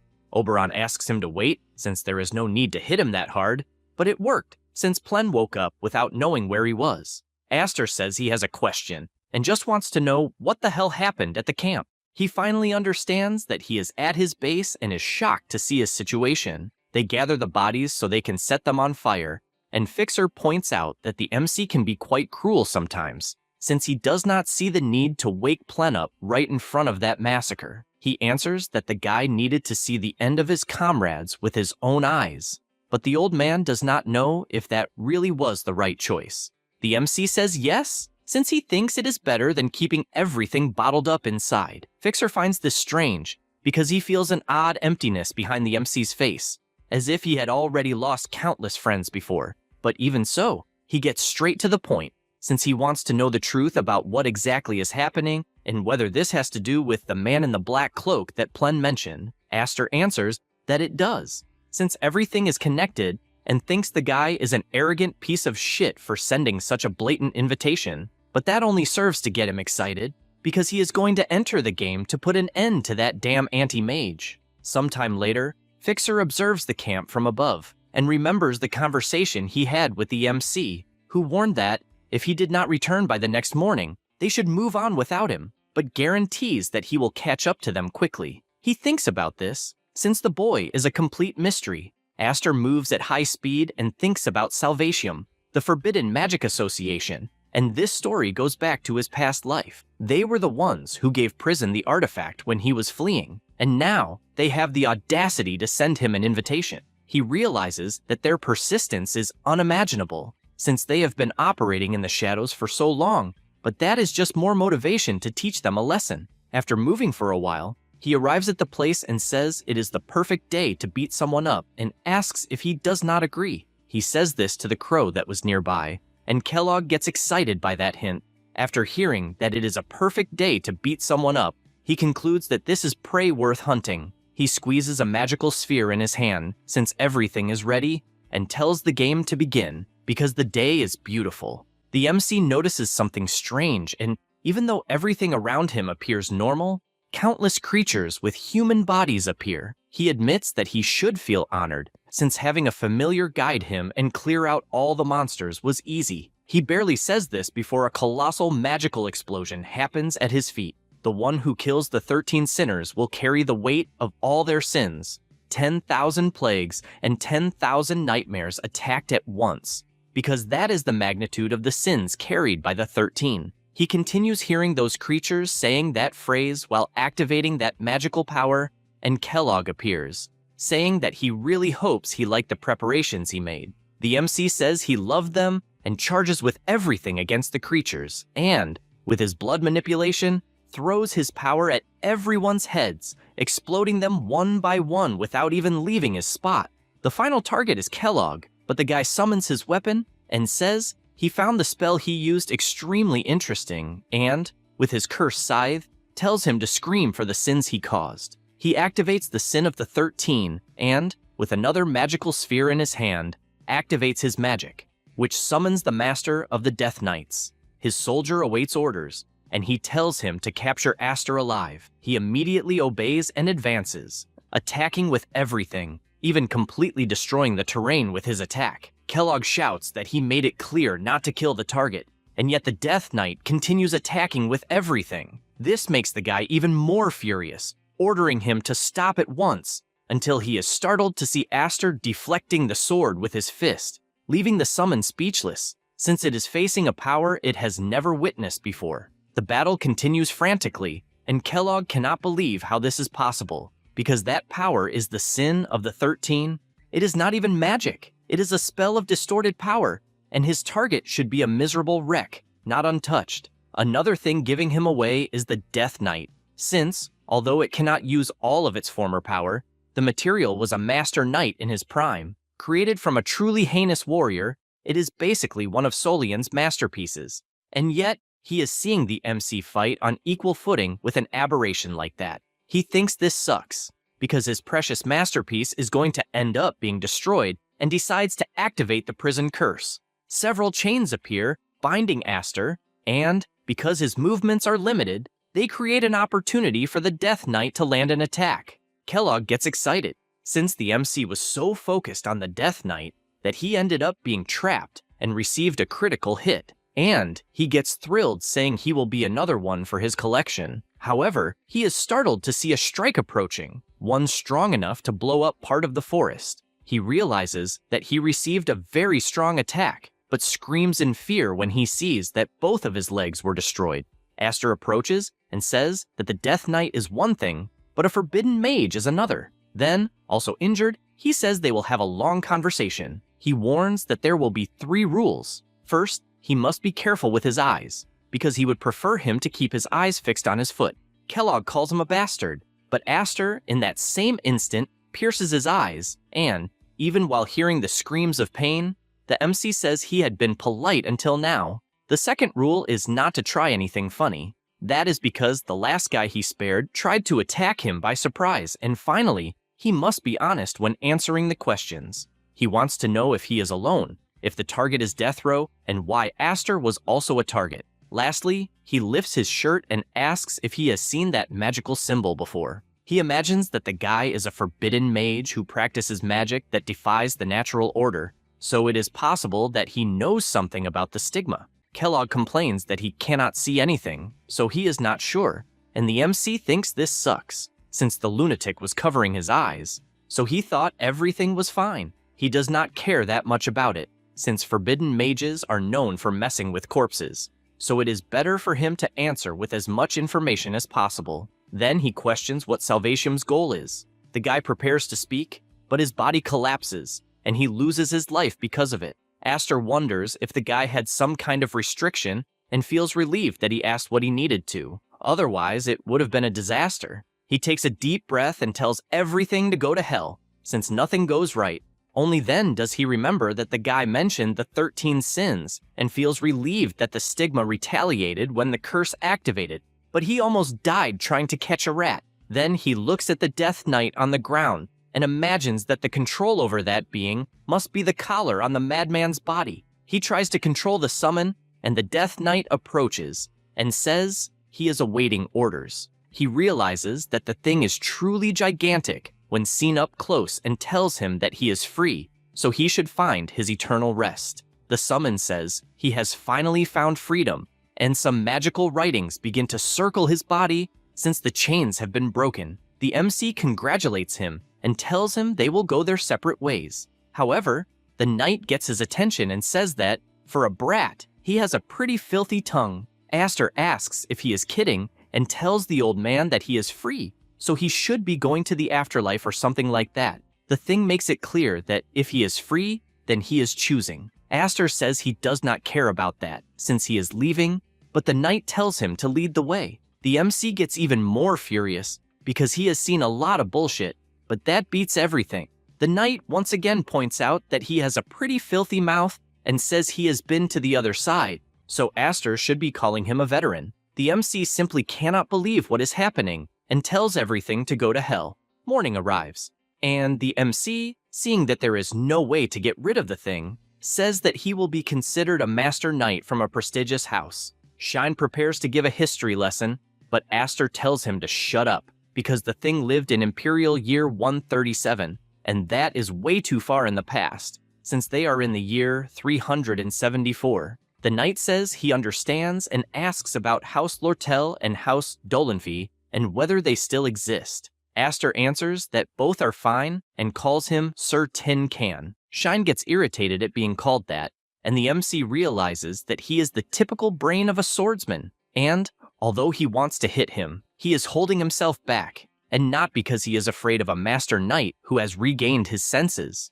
Without dragging things out, he asks if his name really is Shine and what family he is from. The swordsman says that he has finally asked an interesting question and tries to remember, since he is not sure, until he finally remembers that his full name is Shine von Liemens, a master knight of House Liemens. The MC is speechless for a moment and asks if he is a lunatic. The man does not understand the question, and Aster thinks this is a pain because the biggest madman in history is right in front of him. That is because this guy was considered a kingslayer. He gets excited about the situation and asks if, by any chance, he would like to work together. History remembers this guy as the Kingslayer, a traitor, but he had many other titles. A genius born once in every generation, a born warrior, master of the sword and of every other weapon, and, finally, the tragic genius who went mad after the fall of House Liemens. He thinks he will be quite the trump card, since the guy is a genius who became a master knight at 18 years old, and he needs to keep both Death Row and the Golden Mages in mind. After all, Shine is a perfect tool for his forces, or rather, a perfect ally. For that reason, he asks once again if he wants them to work together and points to the black mage who used him as a puppet, since he believes that a situation like this demands revenge. Those words leave the knight with hatred in his heart, and the MC quickly senses the intense tension, since it is as satisfying as a bowl of warm soup. In any case, Shine asks if the man is alive, because he saw the target dead. Aster points out that he was just a low-level minion, and even reveals that this guy said the famous Black Knight was nothing more than a cheap tool that, by the way, was far too weak. This drives the swordsman crazy, to the point that he guarantees he will tear apart whoever said that. Aster sees no problem with that, but says it will not be easy to find him. Shine understands that, apparently, the MC knows where the guy is. He answers that he does, and it just so happens that he also has some business to settle with that guy. But he cannot simply give that information away for free and, once again, asks if they agree to work together. Shine thinks for a moment, and even though he feels he is being manipulated, agrees. After all, he intended to follow Aster for a while anyway. They finally reach an agreement, and the MC says that he needs to return to his comrades. Sometime later, he arrives at the camp, and Fixer says he is happy to see him, but gets startled and asks who the suspicious-looking big guy with him is. The MC tells him to stop trying to intimidate him, while also calling everyone, including Plen. That is because he has something to say. After everyone gathers, he asks if they at least rested well at night.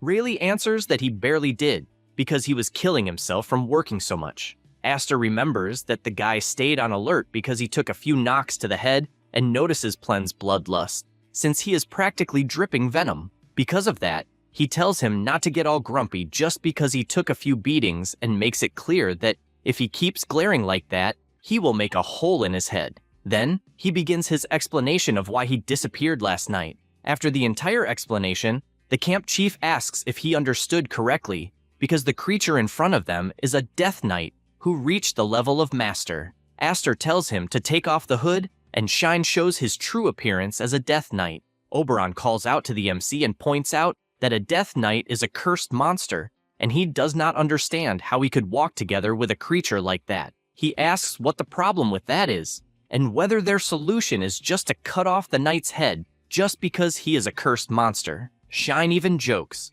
because cutting off his head will not kill him. The MC sees that Oberon is still not confident about it and tells him to fight Shine. He points out that the guy is a knight who reached the level of Master in his past life, and even if they call him a cursed monster, they have no idea how many mercenaries that so-called monster is worth by himself. The boy is left speechless, and the Death Knight interrupts and says that he was originally a loyal knight of the Emperor, and even after becoming cursed, his heart remained unchanged. That said, he asks if he knows the agony of a soul transformed into an undead. Even at that moment, he is feeling pain, and, although not through his flesh, it feels like a flame is consuming his entire being. Then, he takes his sword and says that he remains the proud sword of the Emperor. However, a black mage insulted his loyalty, and for a knight whose loyalty was profaned, that is an unreal pain. That is the only reason he remains standing, which is revenge against that guy. He hands over his sword,